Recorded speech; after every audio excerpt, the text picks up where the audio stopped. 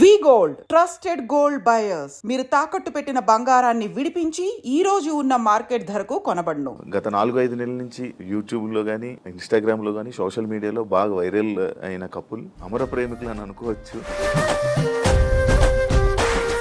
మీ ప్రేమ గురించి మీరు ఎలా వర్ణించాలనుకుంటున్నారు? మా ప్రేమ వర్ణించడానికి మాటలు సరే. ఒకరికొకరు రోజు ఇచ్చుకోండి. Raju, I love you.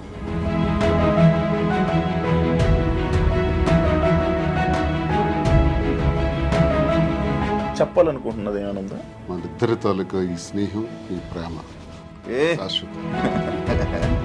Chocolate day, teddy day, promise day, జీవితాంతం నా ప్రాణం పోయేంత వరకు, హగ్ డే, కిస్ డే. ఇప్పుడు మీరు ఇన్స్పిరేషన్ అంటారు, చాలా మందికి ఇన్స్పిరేషన్. అభిమానమా కాంట్రవర్సీ అంటారు. ఈ ఏజ్లో ఇలాంటి టైంలో మీరు ఒక 10 మందికి అలా కాదు, ఇంట్లో ఉండాలి, ఏ కష్టం వచ్చినా నిలబడాలి అని చెప్పలే కానీ ఇలా చేయడం ఎంతవరకు కరెక్ట్?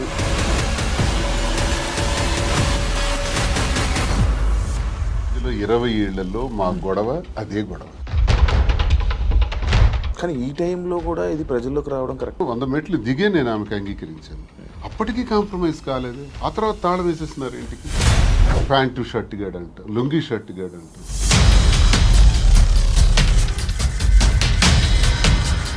మీ ఎక్స్ హస్బెండ్తో నేను ప్రాబ్లమ్స్ ఏం లేవా మీకు? ఫ్యామిలీకి ప్రిఫరెన్స్ కంటే తను ఎక్కువ మిమ్మల్ని నమ్మి ఓట్లు వేయడానికి కానీ లేకపోతే ఎవరైతే జనాలు ఉన్నారో వాళ్ళ మాటలను మీరు పట్టించుకుంటారా? సొసైటీకి సార్ మీ బిజినెస్లు అన్నీ వదిలేసారా? అన్ని లాగేసుకున్నారు. 61 కోట్లు లాస్. కొన్ని వీడియోస్ మీ డ్యాన్స్ చేసి సంబంధించిన వీడియోస్ కొన్ని సోషల్ మీడియాలో వైరల్ అవ్వడం జరుగుతుంది. అది మీరేనా? పిల్ల సైనికులు ఉంటారు కదా, బచ్చగాళ్ళు. ఆ బచ్చగాళ్ళు ఇక అమ్మాయిని బయటికి లాగాలి పెళ్లి చేసుకుని. మందు పెట్టి ఇలా చేయడం వల్ల, లేకపోతే ఈ ఏజ్ లోనే ఆయనకి అవసరం. ఎవడైతే క్వశ్చన్ అడిగాడో వాడు.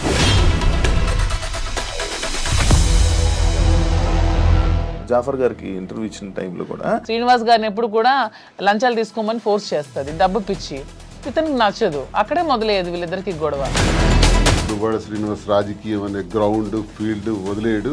దయచేసి ఆ భ్రమల నుంచి బయటపడమని.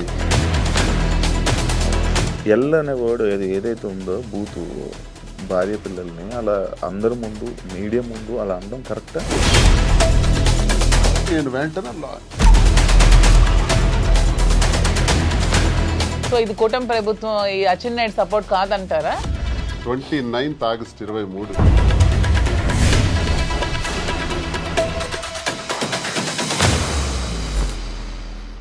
హాయ్ హలో నమస్తే, నేను మీ anchor Shiva. Welcome to iDream media.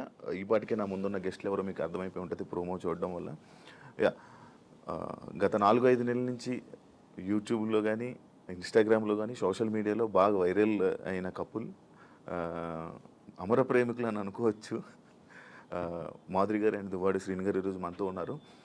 వాళ్ళిద్దరితో మాట్లాడి మనకు తెలియని విషయాలు తెలుసుకునే ప్రయత్నం అయితే ఈరోజు చేద్దాం. హాయ్ అండి, ఎలా ఉన్నారు? హాయ్ సార్, ఎలా ఉన్నారు? బాగున్నారా? February 14th వస్తుంది వ్యాలంటైన్స్ డే. దాని గురించి కూడా నేను లాస్ట్లో ఒక చిన్న ఇది ఉంది మీ ఇద్దరికి, దాని గురించి కూడా మాట్లాడదాం. హ్యాపీయా? Very very happy. మంచిగా ఆనందంగా ఉన్నారా? సంతోషంగా? ఆల్వేస్. ఎటువంటి ప్రాబ్లమ్స్ ఏం లేవా? ఏం లేదు. ఇద్దరు కలిసి ఉండడం స్టార్ట్ చేశాక ఎలాంటి మార్పులు చూసుకున్నారు మీ ఇద్దరు?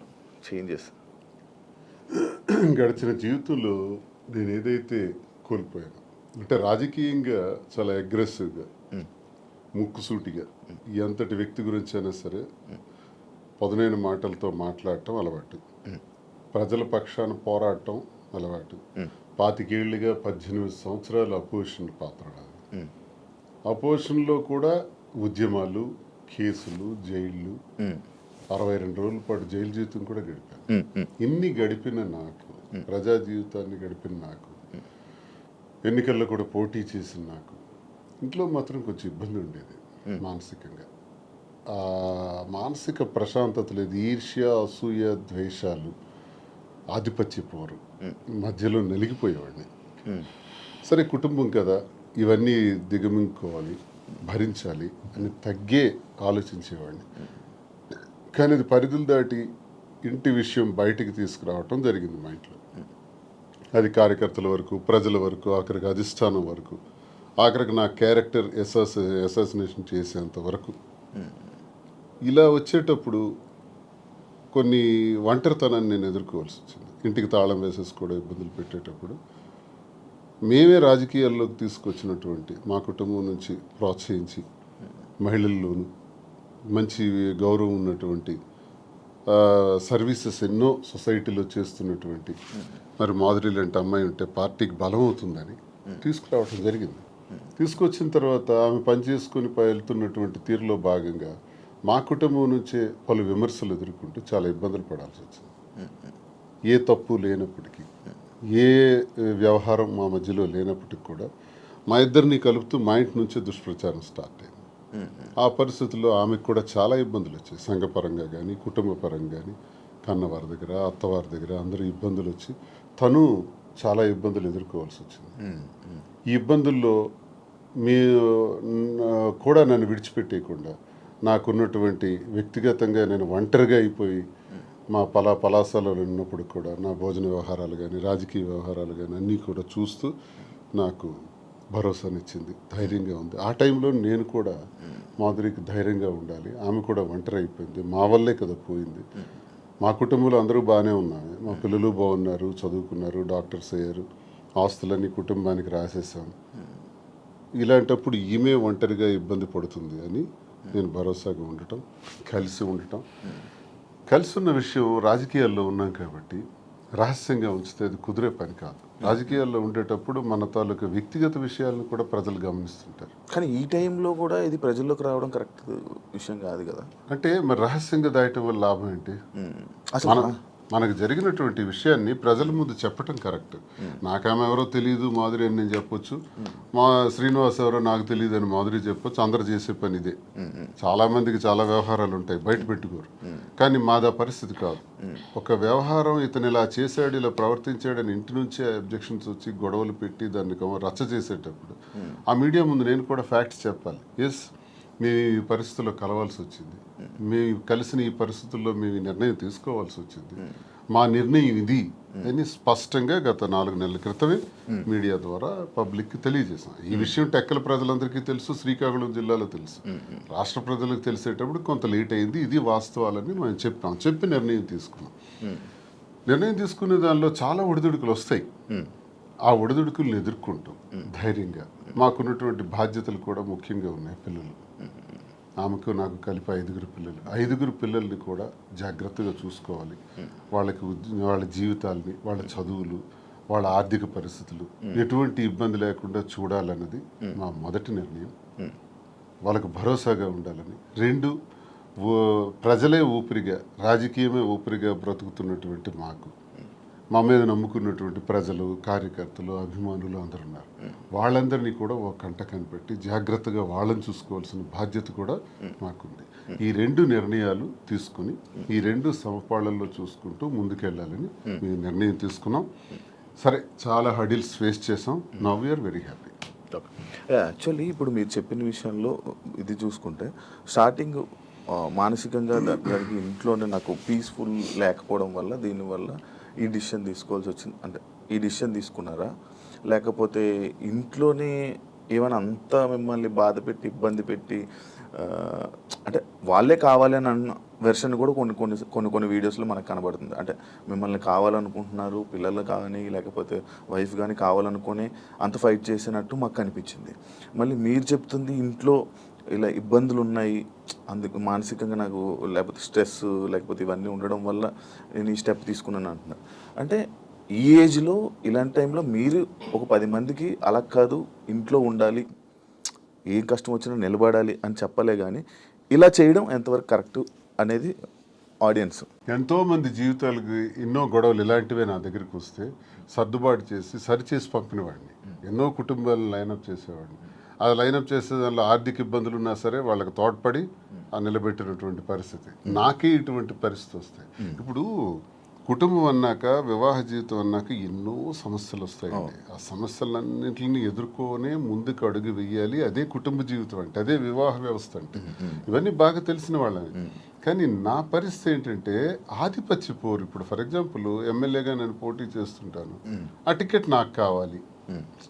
వ్యాపారాల్లో పీక్స్కుంటాను, ఆ వ్యాపారం నా పేరున ఉండాలి. ఇది ఒక విచిత్రమైన కోణం అనమాట. కుటుంబం గురించి జరిగే చర్చ కాదు, ఆధిపత్యం గురించి జరిగే చర్చ. భర్త అయితే ఏంటి, భార్య అయితే ఏంటి అనుకుంటే గొడవే లేదు. ఉదాహరణకు రాజశేఖర రెడ్డి గారితో నేను అడుగులు వేశాను. విద్యార్థి దశ నుంచి ఆయనతోనే నా జీవితం ప్రారంభమైంది. నాకు జిల్లాకు కూడా పరిచయం చేసిన దువ్వాడ శ్రీనివాసన్ రాజశేఖర రెడ్డి గారు. సార్తో అంత చనువుగా ఉండేవాళ్ళం. పాదయాత్ర గట్టిగా ఆర్గనైజ్ చేశాను. ఆ పాదయాత్రలోనే హరిశ్చంద్రపురంలో నువ్వు పోటీ చేయి ఎర్రన్నాయుడికి వ్యతిరేకంగా నాకు టికెట్ కూడా డిసైడ్ చేసేసాను. చేసినప్పుడు సరేలేని ఇంకా నేను ఆ బిజీలో ఉంటుండగా వాణి తండ్రి రాజశేఖర రెడ్డి గారి దగ్గరికి వెళ్ళి ఆ టికెట్ మాకు ఇవ్వాలి, లేదంటే మేము ఇండిపెండెంట్గా వేస్తాం. అప్పుడు రాజశేఖర రెడ్డి గారు స్టేట్లో నా ఒక్కడికి ఒక బ్లాంక్ బీఫామ్ ఇచ్చారు. నీ పేరు రాసుకుంటావో, నీ వాణి పేరు రాసుకుంటావో నీ ఇష్టం, కానీ ఏదైనా జరిగితే నిన్నే నేను అడుగుతా, ఎలక్షన్ గురించి నీతోనే మాట్లాడుతా, you are the in-charge of the constituency అన్నారు.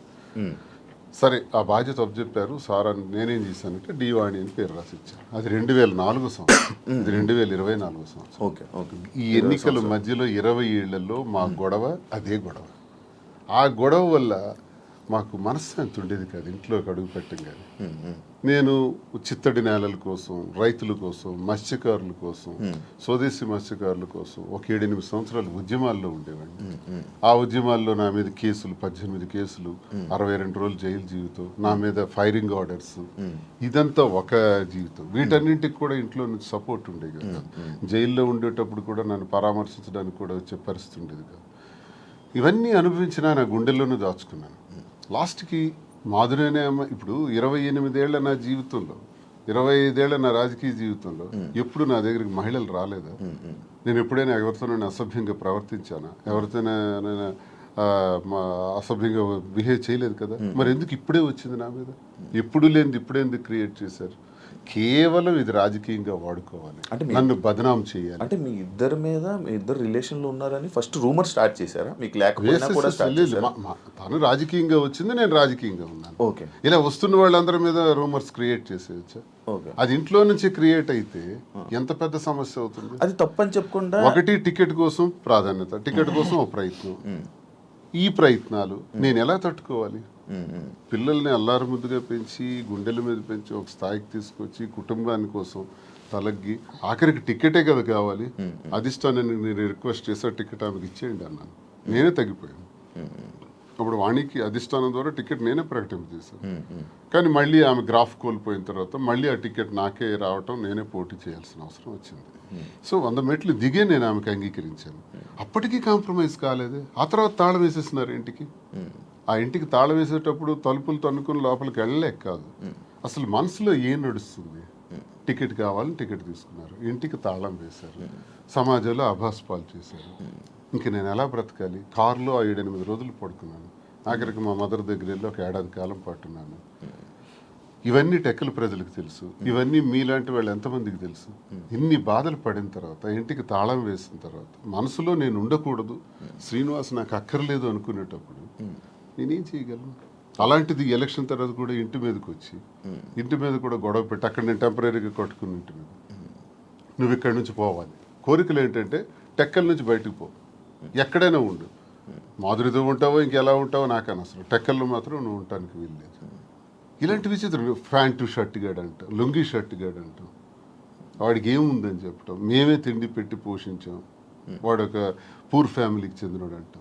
అవునండి, ప్యాంటు షర్ట్ లుంగీ షర్ట్ గాడు భార్య అంటే వాళ్ళ అమ్మని, మా అమ్మని తిట్టడం, మా తమ్ముళ్ళని తిట్టడం, కుటుంబాలని అవమానపరచడం ఎంత భరిస్తాం? మీరు మీడియాలోనే చూసారు ఈ మాటలన్నీ. ఇవన్నీ భరించుకుంటా, తల్లిని తిడితే భరించాలి, తమ్ముళ్ళని తిడితే భరించాలి, నన్ను అవమానపరిస్తే భరించాలి. ఇవన్నీ భరించుకుంటానే ఉన్నాను 28 ఏళ్ళు పిల్లల కోసం. కానీ మరి తనది రహస్యంగా ఉంచలే. అది 4 వాల్స్ మధ్య సెటిల్ అయింటే నిజంగా అభిమానంతో భర్తే కావాలని తను అనుకుని ఉంటే మాధురి ఇంట్లో ఉండేవారు, నేను నా ఇంట్లో ఉండేవాడిని. కథ ఇంతవరకు వచ్చి ఉండేది కాదు. పరిస్థితులు ప్రభావాలే మమ్మల్ని ఇంతవరకు తీసుకొచ్చిన ఈ పరిస్థితుల్ని మనం రహస్యంగా ఉంచుకోకూడదు, ప్రజలకు చెప్పాలి. ప్రజలకు వాస్తవాలను తెలియజేస్తే వాస్తవాల ద్వారా వాళ్ళు మంచి చెడులను గ్రహించి ప్రజలే దేవుళ్ళని నమ్మిన నేను ప్రజలకు ఇవి నేను తెలియజేస్తే వాళ్ళే మనకు అగ్రభాగాన్ని కూర్చోబెట్టగలరు, లేదా అధోపాతాళానికి తొక్కేయగలరు. ప్రజలకు ఆ శక్తి ఉంది. కాబట్టి ప్రజలకే చెప్తే నాకు న్యాయం జరుగుతుందని నేను నమ్మాను.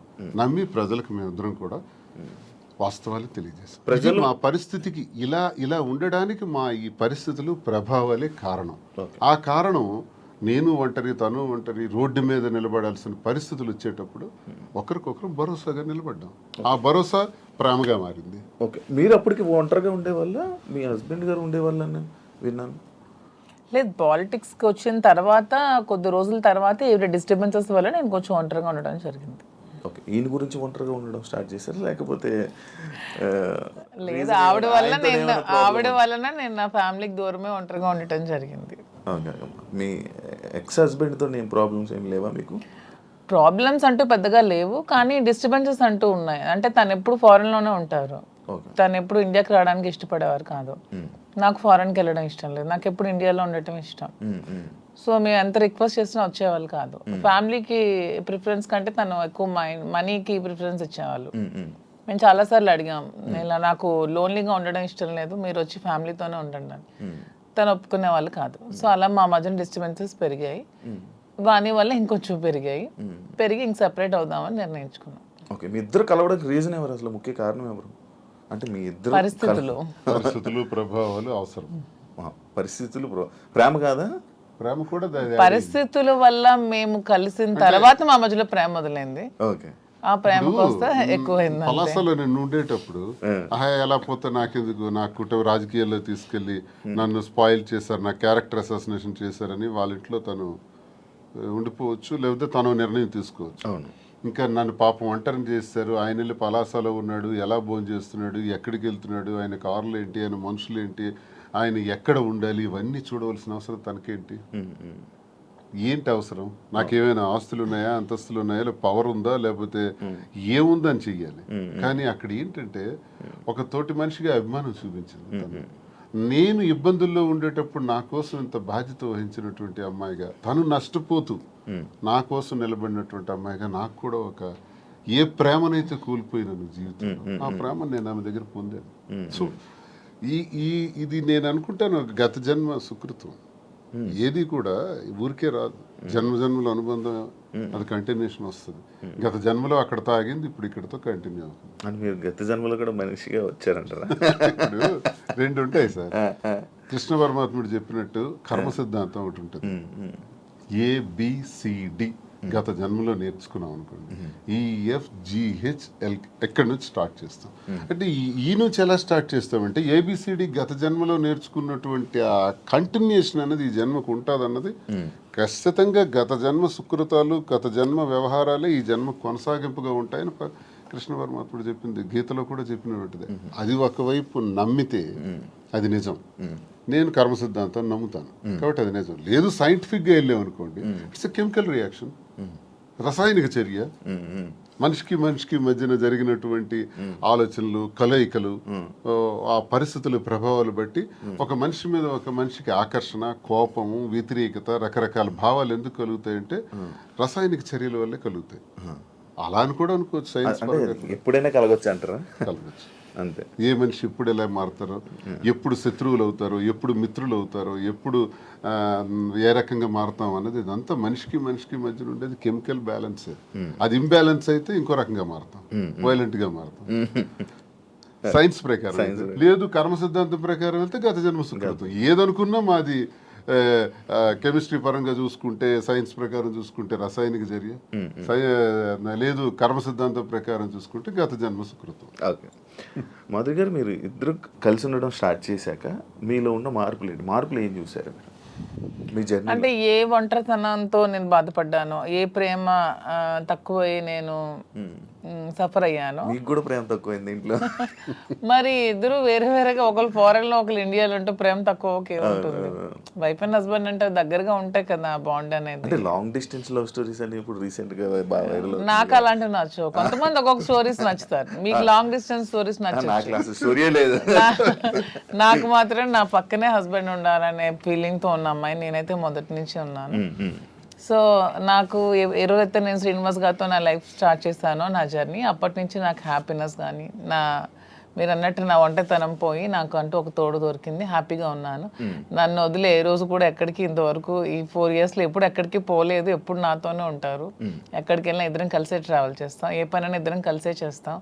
ఈవెన్ ఎలక్షన్ క్యాంపెయినింగ్ కానీ ఎక్కడికి వెళ్ళాలని అన్ని ఇద్దరం కలిసే చేస్తాం. నాకు చాలా హ్యాపీగా ఉంది. నేను కోరుకున్న జీవితం నాకు దొరికినట్టు అనిపిస్తుంది. మీ ఇద్దరి మధ్యన హ్యాపీగా ఉండొచ్చు, కానీ సొసైటీ కానీ లేకపోతే మీరు మిమ్మల్ని నమ్మి ఓట్లు వేయడానికి కానీ లేకపోతే ఎవరైతే జనాలు ఉన్నారో వాళ్ళ మాటలను మీరు పట్టించుకుంటారా? సొసైటీకి మా వల్ల వచ్చిన ఇబ్బంది ఏంటి నాకు అర్థం కాదు. అంటే మీరు ఏం చూపిద్దామని అనుకుంటున్నారు? ఏం చూపిద్దాం? ఒక హస్బెండ్ తో డిఫరెంట్ ఒక అమ్మాయి, ఒక వైఫ్ తో డిఫరెంట్ అబ్బాయి కలిసి ఇంకొక పెళ్లి చేసుకుంటున్నాం. దానికి ఇంకేం చూపించాలనుకుంటున్నారు ఎవరైనా? దీంట్లో ఏం చూపిద్దాం అని మీరు అనుకుంటున్నారు?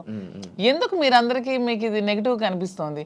నాకు నా హస్బెండ్ తో డిఫరెన్సెస్ ఉన్నాయి, ఇతనికి ఈమె వైఫ్ తో డిఫరెన్సెస్ ఉన్నాయి. సో మా ఇద్దరం కలిపి ఒకటే అయ్యాం. దానిలో తప్పే ఉంది. ఎంతమంది సెకండ్ మ్యారేజ్ చేసుకోవట్లేదు, 3-4 పెళ్లిళ్ళు చేసుకుంటున్నారు. మేము 2వ పెళ్లి చేసుకున్నాం. దీంట్లో ఎందుకు అంత చెప్పకుండా చేసుకుంటున్నారు? 3 పెళ్లిళ్ళు 4 పెళ్లిళ్ళు చేసుకుంటున్నారు. పెళ్లిలో ఒక ప్రెగ్నెంట్లు చేస్తున్నారు, పిల్లల్ని కనేస్తున్నారు, వదిలేస్తున్నారు, వీధిని పడేస్తున్నారు. మేము అవేమీ చేయలేదు. మేము మాకు డిఫరెన్సెస్ ఉన్నాయి, వీళ్ళకి డిఫరెన్స్ ఉన్నాయి. మా పబ్లిక్ చెప్పాం, మా ప్రజలకు చెప్పాం, మా ప్రజలకు చెప్పే మేము మొన్న ఎలక్షన్ చేసాం. ఎలక్షన్లో నేనే దగ్గరుండి చేశాను. వాళ్ళకి అన్ని నా గురించి తెలుసు. మా ఇద్దరిని దగ్గరుండి చేసాం. మా పిల్లల్ని చూసుకున్నాం. వీళ్ళ పిల్లలు పెళ్లి చేస్తారు, వీళ్ళ పిల్లలు సెటిల్మెంట్లు చదివించుకున్నాం. మేము గాలికి వదిలేదు కుటుంబాలకి. వీళ్ళ కుటుంబానికి ఆస్తి మొత్తం ఇచ్చేస్తున్నాడు, రోడ్డు మీదకి వచ్చారు. నేను నా తల్లిదండ్రుల ఆస్తితో నేను ఉన్నాను. నేను హస్బెండ్ నుంచి ఇంతవరకు నేను ₹1 కూడా నేను తీసుకోలేదు ఇంతవరకు. నేను నా పిల్లలు కానీ నాకు కానీ నా పేరెంట్స్ నాకు ఏమైతే నాకు ఆస్తి నాకు వచ్చిందో ఆ యాన్సిస్ట్రల్ ప్రాపర్టీస్ మాత్రమే నేను నాకుతో పెట్టుకున్నాను. మీ ఎవరికి మేము ఏం బాధ పట్టుకున్నా, ఎవరికి ఎందుకు మేమేం దీనివల్ల ఎవరై సఫర్ అయ్యేది ఏముంది? తిరిగి పైగా మా కార్యకర్తలు మా ప్రజలు మీరు వచ్చి మైక్ పెట్టండి చాలా చాలా హ్యాపీగా ఉన్నారు. ఎందుకంటే శ్రీనివాస్ గారి ఇంటికి వెళ్ళినప్పుడు ఏదైతే వాళ్ళకి లోటు ఉండేదో, అంటే వాణి సరిగ్గా చూసుకునేది కాదు, ఈవెన్ మంచినీళ్ళు కూడా ఇచ్చేది కాదు. హస్బెండ్కే చూడదు ఆమె, ప్రజలకి ఏం చూస్తుంది. ఇప్పుడు అదేమీ లేదు. నేను ప్రతి ఒక్క కార్యకర్తకి బాగా చూసుకుంటానని వాళ్ళకి నమ్మకం కలిగి నా దగ్గర రావడం స్టార్ట్ చేశారు. నాతో ట్రావెల్ చేస్తున్నారు, నన్ను అభిమానిస్తున్నారు, ఆదరిస్తున్నారు, నన్ను అమ్మలాగా చూసుకుంటున్నారు అందరూ కూడా. ఇప్పుడు 22లో ఈ గొడవ స్టార్ట్ అయింది. 24లో నేను ఎమ్మెల్యే పోటీ చేశాను. నా మీద పోటీ చేసి గెలిచినటువంటి అచ్చెన్నాయుడు రాష్ట్ర తెలుగుదేశం పార్టీ అధ్యక్షుడు ఎన్నికల ముందు ఏం చెప్పాడు? రాష్ట్రంలో హైయెస్ట్ మెజారిటీ నాదే, అబౌట్ 70,000 ఓట్స్ అన్నాడు. నిజానికి కూటమి ప్రభుత్వంలో ఎవడు నామినేషన్ వేసినా 40,000, 50,000, 60,000తో గెలిచారు. మా జిల్లాలోనే 4 ఎమ్మెల్యేలు కొత్తోళ్ళు, మొక్కం తెలియనోళ్ళు కూడా, ధర్మాన ప్రసాద్ లాంటి వ్యక్తి మీద కూడా 3 రోజుల ముందు వచ్చి నామినేషన్ వేసి 54,000 మెజార్టీతో గెలిచాడు. మరి అచ్చెన్నాయుడు ఎంతో గెలవాలి? కనీసం 70తో గెలవాలి కదా. 30, నా 73,000 ఓట్లు. ఇవన్నీ తెలిసి ప్రజలు నాకెందుకు ఇంకా నైతికంగా బలంగానే ఉంచారు. నైతికంగా అచ్చెన్నాయుడు ఓడిపోయినట్టే. కిందోళ్ళందరికి ఒక్క 15 రోజుల ముందు వచ్చిన వాళ్ళందరికి కూడా 40,000, 50,000 మెజారిటీలు వచ్చి నీకేం 30,000? అంటే ప్రజలే ఒకవేళ వ్యతిరేకించుంటే అచ్చెన్నాయుడికి 70,000 రావాలి కదా. ఇంత వేవ్లో కూడా అచ్చెన్నాయుడు అతి తక్కువ ఓట్ల తేడాతో గెలిచాడు కదా. సో నేను గతసారి ఎంపీకి పోయినా 3,100 తేడా నాది. వాళ్ళకి మాకు ఎప్పుడు వెరీ లెస్ మార్జిన్, 3,000, 3,500. సో మాకు ప్రజలు బుద్ధి చెప్పాలంటే ఓట్లతోనే చెప్పేవాళ్ళు కదా. వీడి ఇలాంటోడు సంఘ వ్యతిరేకమైన పని చేసేటండి, కొట్టండి అనుకుంటే నాకు 20-30,000 ఓట్లకి తగ్గి కుదించేసి ఆయనకు 1,00,000 మెజారిటీ ఇవ్వచ్చు. అది జరగల ఇంత వేవ్లో కూడా. అదే మాకు ప్రజల్లో. అయినా పర్సనల్ లైఫ్ ని ప్రైవేట్ లైఫ్ కి ఏంటి సంబంధం అండి? ఇది మా ఫ్యామిలీస్ మధ్యలో ఉన్న డిస్టర్బెన్సెస్ తో మేము ఒకటే. పర్సనల్ లైఫ్ ప్రైవేట్ రహస్యంగా ఉంటూ అబద్ధాలు ఎవడైతే ఆడతాడో వాడు దొంగ. పర్సనల్ లైఫ్ ను ఓపెన్ గా తెరచిన పుస్తకంలో జనం ముందు చెప్పేస్తే దొంగలు ఎలా అవుతాము? వాస్తవం చెప్పిన వాళ్ళు అవుతాం. ప్రజలే గుర్తించారు, ప్రజలే గౌరవిస్తున్నారు. ఈ రోజు మాకున్న గౌరవం పెరిగింది సమాజంలో. ప్రతి ఒక్కళ్ళు ఎక్కడ చూసినా సార్ ఒక సెల్ఫీ అంటారు. కార్లు ఓవర్టేక్ చేసుకుని స్పీడ్గా వచ్చి ఫోటో కావాలని అడుగుతున్నారు. డాక్టర్స్, ఇంజనీర్లు, పెద్ద పెద్ద ఎంప్లాయీస్, ఉన్నత స్థాయి వాళ్ళు, పోలీస్ ఆఫీసర్స్, పెద్ద పెద్ద వాళ్ళు కూడా. ఒక పెద్ద ఆఫీసర్ అయితే మొన్న చేయి తీసుకొని గుండె మీదలో పెట్టుకొని పెద్దగా ఊపిరి తీసాడు. ఏం సార్ ఏంటి అంత ఎమోషన్ అవుతున్నారు ఏంటంటే, మీరంటే నాకు ఇష్టం సార్. ఆయన ఏం అర్థం చేసుకున్నారు? పెద్ద ఆఫీసర్, ఇంకా చాలా మంది పేర్లు చెప్పకూడదు, వాళ్ళు ఏం అర్థం చేసుకున్నారు? ప్రతి ఒక్క జీవితంలో కూడా కథ ఉంది. ఆ కథ చాలా మంది చెప్పలేక భరిస్తున్నారు. మేము చెప్తాం. ఇప్పుడు మీరు ఇన్స్పిరేషన్ అంటారు, చాలా మందికి ఇన్స్పిరేషన్. ధైర్యంగా బతకండి. ఆవేశం ఎలా వస్తుంది, వాళ్ళ కళ్ళల్లో ఆర్ద్రత ఎలా వచ్చింది, ఆ సంతోషం ఎలా వచ్చింది. 1600 ఉన్నటువంటి యూట్యూబ్ మా ఫాలోవర్స్ ఈ రోజు లక్షలా దాటారు. 1,45,00,000 వ్యూవర్షిప్ ఎలా వచ్చింది? ఇదంతా ఎక్కడి నుంచి వచ్చింది? అభిమానంతో వస్తుంది. అభిమానమా కాంట్రవర్సీ అంటారు? కాంట్రవర్సీ ఎందుకు రావాలంతా? ఫాలో అప్ ఎందుకు చేయాలి? న్యూస్ కదా, లేటెస్ట్ న్యూస్ కదా, లేటెస్ట్ రెండు ఉంటాయి, ఈ రెండు ఉంటాయి. ప్రతి ఒక్కరికి రెండు ఉంటాయండి. ఎవరికైనా సరే రెండు కోణాలు ఉంటాయి. ఏ మనిషికైనా సరే విమర్శలు ఉంటాయి, పొగడ్తలు ఉంటాయి, రెండు ఉంటాయి. అవన్నీ బ్యాలెన్స్ చేసుకొని వెళ్తేనే జీవితం. రావణుణ్ణి మెచ్చింది ప్రజలే, రాముణ్ణి మెచ్చింది ప్రజలే. రెండు ప్రజలే. మీకు రావణుడు ఇష్టం ఉండొచ్చు, నాకు రావణాసుడు అంటే ఇష్టం. ఎవరి లైఫ్ స్టైల్ వాళ్ళది. నాకు రావణాసుడు హీరో, నేను హీరోగా చూస్తాను. సార్ రాముడు అంటే హీరో. అది ఎవరి ఇష్టం వాళ్ళది. ఆయన ఎలా చూస్తున్నారు? రాముడు అనుకుంటున్నారు, రావణాసుడు? నేను డిఎస్ఏ అనుకున్నాను. డిఎస్ కి ఒక బ్రాండ్ ఉంది, దువ్వాడ శ్రీనివాస్ అంటే ఒక బ్రాండ్. ఎవరితో కంపేర్ చేయను. ఈ స్పెషల్ అంటే. సార్ మీ బిజినెస్లు అన్నీ వదిలేసారా? వదిలేదు, అన్ని లాగేసుకున్నారు. మేమేం బిజినెస్ వదిలేదు. మైన్స్ నాది 25 years నుంచి మైన్స్ కంపెనీ. ఎప్పుడు మైన్స్ ప్రపంచ స్థాయిలో కూడా ఐకాన్ బ్రౌన్ గ్రానైట్ ఓనర్ గా మంచి పేరు ప్రఖ్యాతులు సంపాదించాం. మైన్స్ లో బాగా పీక్స్ కి వెళ్ళాను. ఈ గవర్నమెంట్స్ లో గవర్నమెంట్ ఉంటే ఒకలాగా, లేకపోతే రిజల్ట్ రోజు ఈవినింగ్ లాగేసుకున్నాం. 4వ తారీఖు ఎన్నికల ఫలితాలు వచ్చాయంటే ఆ సాయంత్రం కల్లా నా మైన్ ఒక్క సందని కొట్టి పంపించేశారు. ఈ రోజు వరకు పర్మిట్స్ ఇవ్వట్లా. 61 కోట్ల లాస్ సడన్ గా గవర్నమెంట్ రావటం వల్ల, కూటమి ప్రభుత్వంలో అచ్చెన్నాయుడు వీళ్ళు టార్గెట్ పెట్టారు. సరే ఇవన్నీ చేస్తుంటారు వాళ్ళు, భరిస్తారు. శ్రీను గారు అంత మైనింగ్ కంపెనీలు అలాంటి పెద్ద పెద్ద బిజినెస్లు చేసిన మీరు రీసెంట్గా చీరలు బిజినెస్లోకి తీసుకొచ్చేసారని చెప్పి కామెంట్స్ కామెంట్స్. దానికి బిజినెస్, సారీస్ బిజినెస్ కాదా? ఏదైనా బిజినెస్ ఏనండి. దానిలో కామెంట్ చేయడానికి ఏముంది? ఇప్పుడు శ్రీనివాస్ గారు ఎప్పుడు మైన్స్ బిజినెస్, తను ఫస్ట్ నుంచి కూడా. పర్లాకిమిడిలో వరల్డ్ ఫేమస్ మెటీరియల్ తను అక్కడ ఉంది. పర్లాకిమిడిలో తను క్వారీ చేశారు. ఆ క్వారీని కూడా ఇలా లిటిగేషన్స్ పెట్టి కేసులు పెట్టేసి ఇతను ఓడిపోగానే వాళ్ళ పార్టీ రాగానే టీడీపీ హయాంలో క్లోజ్ చేసేసారు. దాన్ని నిలదక్కుని పాపం మళ్ళీ కొత్తగా టెక్కల్లో స్టార్ట్ చేశారు. దాన్ని కూడా మొన్న రిజల్ట్ రోజు ఈవినింగే మొత్తం కూల్ చేశారు. పోర్టులో కాంట్రాక్ట్స్ వర్క్స్ చేశాం మేమిద్దరం. దాన్ని ఆపేశారు. సో ఇంకేం చేయాలి? నాకు ముందు నుంచి కూడా ఈ శారీస్ విషయంలో నాకు ఒక ప్యాషన్ ఉంది. నాకు ఒక ఫ్యాషన్ మీద ఒక ప్యాషన్తో, ఇంట్రెస్ట్తో నాకు ఈ శారీస్ స్టోర్ పెట్టాలని ఎప్పటి నుంచో ఆలోచన ఉంది. దట్టు ఈ శారీస్ బిజినెస్ ఏంటి, పాలిటిక్స్కి సంబంధం లేకుండా ఉండే బిజినెస్, పీపుల్కి మాకు, పబ్లిక్కి మాకు రిలేటెడ్గా ఉండే బిజినెస్ అనేది ఈ శారీస్ బిజినెస్. ఎందుకంటే మేము పబ్లిక్ ఎంత ఫెయిర్గా ఉంటే వాళ్ళు నచ్చితే మా దగ్గరికి వస్తారు, కొనుక్కుంటారు, వెళ్తారు. సో దీనిలో పొలిటికల్ ఇంటర్ఫీరెన్స్ అంటూ ఏమీ ఉండదు. సో అందుకని నేను శ్రీనివాస్ గారికి ఇంతవరకు మనం మైండ్స్ ఇవన్నీ చేసాం, చేసి ఎప్పుడు కోల్పోతూనే ఉన్నాం, ఎప్పుడు కూడా నిలదొక్కుకోలేదు. ఈ 4 years లో కూడా 30-40 crores వరకు పెట్టాం, లాస్ అయిపోయాం. మళ్ళీ ఇదే స్టార్ట్ చేసాం. మళ్ళీ నెక్స్ట్ టైం పార్టీ వస్తుందో రాదో, మళ్ళీ ఏమవుతుంది, పొలిటికల్గా ఇబ్బంది పడుతున్నాం. కాబట్టి ఇదన్నిటికీ డిఫరెంట్గా మనం తెలంగాణ అంటే ముందు నుంచి శ్రీనివాస్ గారికి నాకు హైదరాబాద్ మా ఫేవరెట్ ప్లేస్, మా ఇద్దరికి కూడా. హైదరాబాద్ ప్రజలు కూడా చాలా మంచి మనసున్న మనుషులు, ఎవరు వచ్చినా ఆదరిస్తారు. బ్రతకడానికి బ్రతుకు తెరునిస్తుంది హైదరాబాద్. అదొక చాలా పెద్ద ప్రపంచం హైదరాబాద్ అనేది, చాలా మందికి లైఫ్ని ఇస్తుంది. సో ఈ ప్లేస్ని మనం చూస్ చేసుకుందాం. వెన్ కంపేర్ టు నాకున్న ఫ్యాన్ ఫాలోయింగ్లో ఒక 10% ఆంధ్రాలో ఉంటే 90% నాకు హైదరాబాద్లోనే ఉన్నారు. అంత మంచిగా నన్ను ఆదరిస్తున్నారు. సో మనం ఫస్ట్ బిజినెస్ హైదరాబాద్లో స్టార్ట్ చేద్దాం. నాకు ఇంట్రెస్ట్ ఉంది, మీరు కొంచెం సపోర్ట్ చేయండి.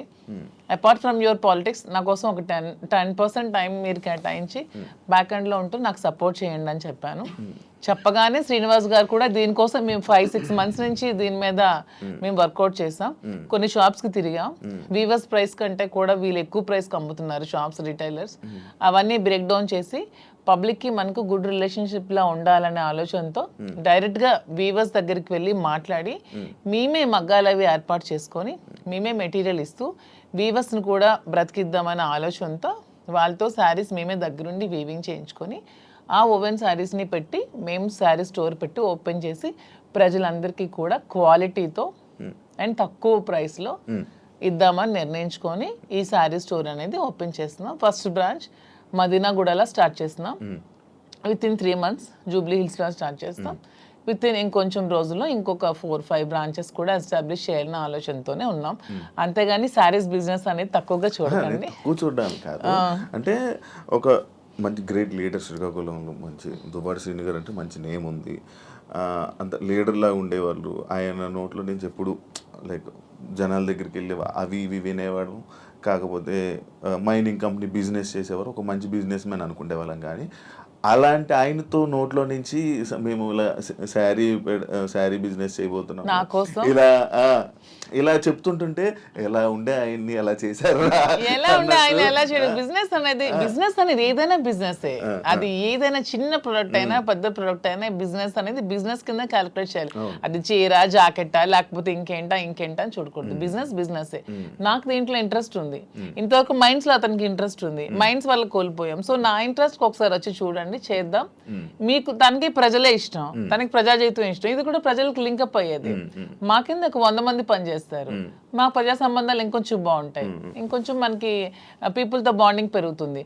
వాళ్ళు కూడా మనం తక్కువ ప్రైస్ కి ఇస్తే ఓకే, శ్రీనివాస్ గారు మౌజీ దగ్గరికి వస్తే మనకు తక్కువ ప్రైస్ కి శారీ వస్తుందని గుడ్ విల్ మనకు వస్తే చాలు, కోట్లు సంపాదించాల్సిన అవసరం లేదనే ఉద్దేశంతో శారీ స్టోర్ ఓపెన్ చేస్తాం. ఓకే, అంటే ఈ బిజినెస్కి దువ్వాడ గారు 3-4 కోట్లు ఎంతో ఇచ్చారు. ఆయన డబ్బులు ఇచ్చి ఈ బిజినెస్ కోసం శ్రీనివాస్ గారు ఎవరేమనుకున్నా నాకు అనవసరం. శ్రీనివాస్ గారు అన్ని ఆస్తులు వానికి రాసి ఇచ్చేసి వచ్చేసారు. With empty hands he came out. అక్కడి నుంచి మా లైఫ్ని మళ్ళీ మేము ప్రారంభించుకున్నాం. దీనికోసం మా పేరెంట్స్ ఇచ్చిన ప్రాపర్టీస్ మాత్రమే నేను సేల్ చేసి బిజినెస్లో పెడుతున్నాను. అలానే నాది వేరు శ్రీనివాస్ గారు వేరని మాకు లేదు. మీరు అడిగిన క్వశ్చన్కి ఆన్సర్ చెప్పాం. మా ఇద్దరు తన దగ్గర ఎన్ని కోట్లున్నా నాకు ఇస్తారు. ప్రెసెంట్ లేవు, లాగేసుకున్నారు అందరూ, ఉంటే నాకు ఇస్తారు ఖచ్చితంగా. సో నా దగ్గర ఉన్న ప్రతిదీ అతనిదే. మా ఇద్దరి మధ్యలో నీది నాది అనే తేడా లేదు. అయినా మా ఇద్దరు ఇప్పుడు మొగుడు పల్లాలి. మా ఇద్దరికి నాదైనా ఒకటి అతనిదైనా ఒకటి, ఎవరికి సంబంధం లేదు. ఎవరు డబ్బులు పెడితే మీకేంటి ప్రాబ్లం? మీ బిజినెస్ చేస్తున్నావా, మంచి ప్రొడక్ట్ అందిస్తున్నావా అనేది మీరు చూడండి. డబ్బు గురించి ఆయనకి దగ్గర అయ్యారని కూడా టాక్, అది ఫేక్ అదే చెప్తున్నాను కదా. మీరు కావాలంటే అన్ని మొత్తం డాక్యుమెంట్స్ అవన్నీ వెనక్కి వెళ్ళి తీసుకోండి. ఆస్తులన్నీ రాసిచ్చి తను చెప్తున్నాను 0 బ్యాంక్ బ్యాలెన్స్ తో వచ్చారు నా దగ్గరికి. అందుకే నేను అంటున్నాను, మా బంధం మీరు ఎన్ని కామెంట్ చేసుకున్నా మాది 100% ప్యూర్ లవ్. ఎందుకంటే నేను అతని నుంచి ఏది ఆశించలేదు, 1 రూపాయి ఆశించలేదు. అతను పదవిలో లేరు, నేను పదవిని ఆశించడానికి, అతను డబ్బులు లేవు, డబ్బు ఆశించడానికి. ఏమి ఆశించుకున్నా 100% అతని మనసు, అతని వ్యక్తిత్వం, అతని హానెస్టీ, అతని హంబుల్నెస్ ఇవే చూసి నేను ఇష్టపడ్డాను. దాంతోనే ఇప్పుడు కలిసి ఉన్నాం. అతని దగ్గర ఏ ఆస్తులు లేవు, అన్ని బాణీకి ఇచ్చేసి వచ్చేసారు. ఇటీవల కాలంలో ఒక 2 కోట్ల రూపాయలు విలువైన 2.5 కోట్ల విలువైనటువంటి ఒక అసెట్ విశాఖపట్నంలో అమ్మారు.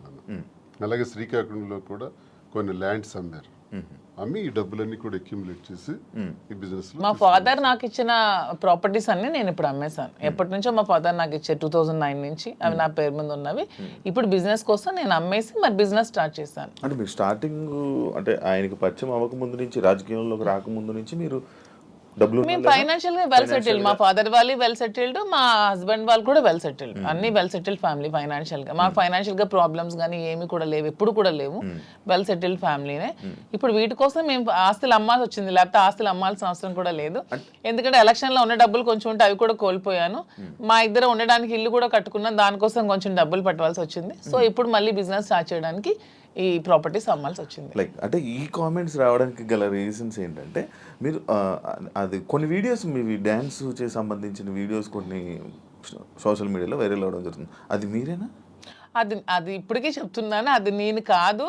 అసలు ఆ మనిషి కూడా నా అలాగ లేదు. అది ఎందుకు ఎవరికి అనిపించిందో, ఎవరికి పెట్టాలనిపించిందో కావాలనే కూటమి ప్రభుత్వం వాళ్ళే ఖచ్చితంగా దీన్ని ఈ పిల్ల సైనికులు ఉంటారు కదా, బచ్చగాళ్ళు, ఆ బచ్చగాళ్ళు ఈ కొంతమంది కలిపి ఐటీడీపీ అని ఇదొన్న పేజ్లో పెట్టి అనవసరంగా ట్రోల్ చేశారు. అలానే డాన్స్ చేసే అమ్మాయిని నేనేం కామెంట్ చేయట్లేదు. నాకు రికార్డింగ్ డాన్స్లు నాకు స్టేజ్ల మీద డాన్స్ చేసుకోవాల్సిన అవసరం నాకైతే ఎప్పుడూ లేదు. ఎనీబడి కెన్ ప్రూవ్ చేసుకోండి. సార్ అప్పుడే చెప్పారు ప్రూవ్ చేసుకుంటే నేను 1 crore rupees వాళ్ళకి గిఫ్ట్ ఇస్తానని. మొన్న ఛానల్లో కూడా నాకు అవసరం లేదు. అలానే నేను ఒకటే చెప్తున్నాను, ఎవరి బ్రతుకు తెరువు కోసం వాళ్ళు చేసుకుంటారు. ఇదే డాన్స్ స్టేజ్ మీద పబ్లిక్ గా బట్టలు ఇప్పి చేస్తున్నారు, వాళ్ళేమో హీరోయిన్లు అంటున్నారు.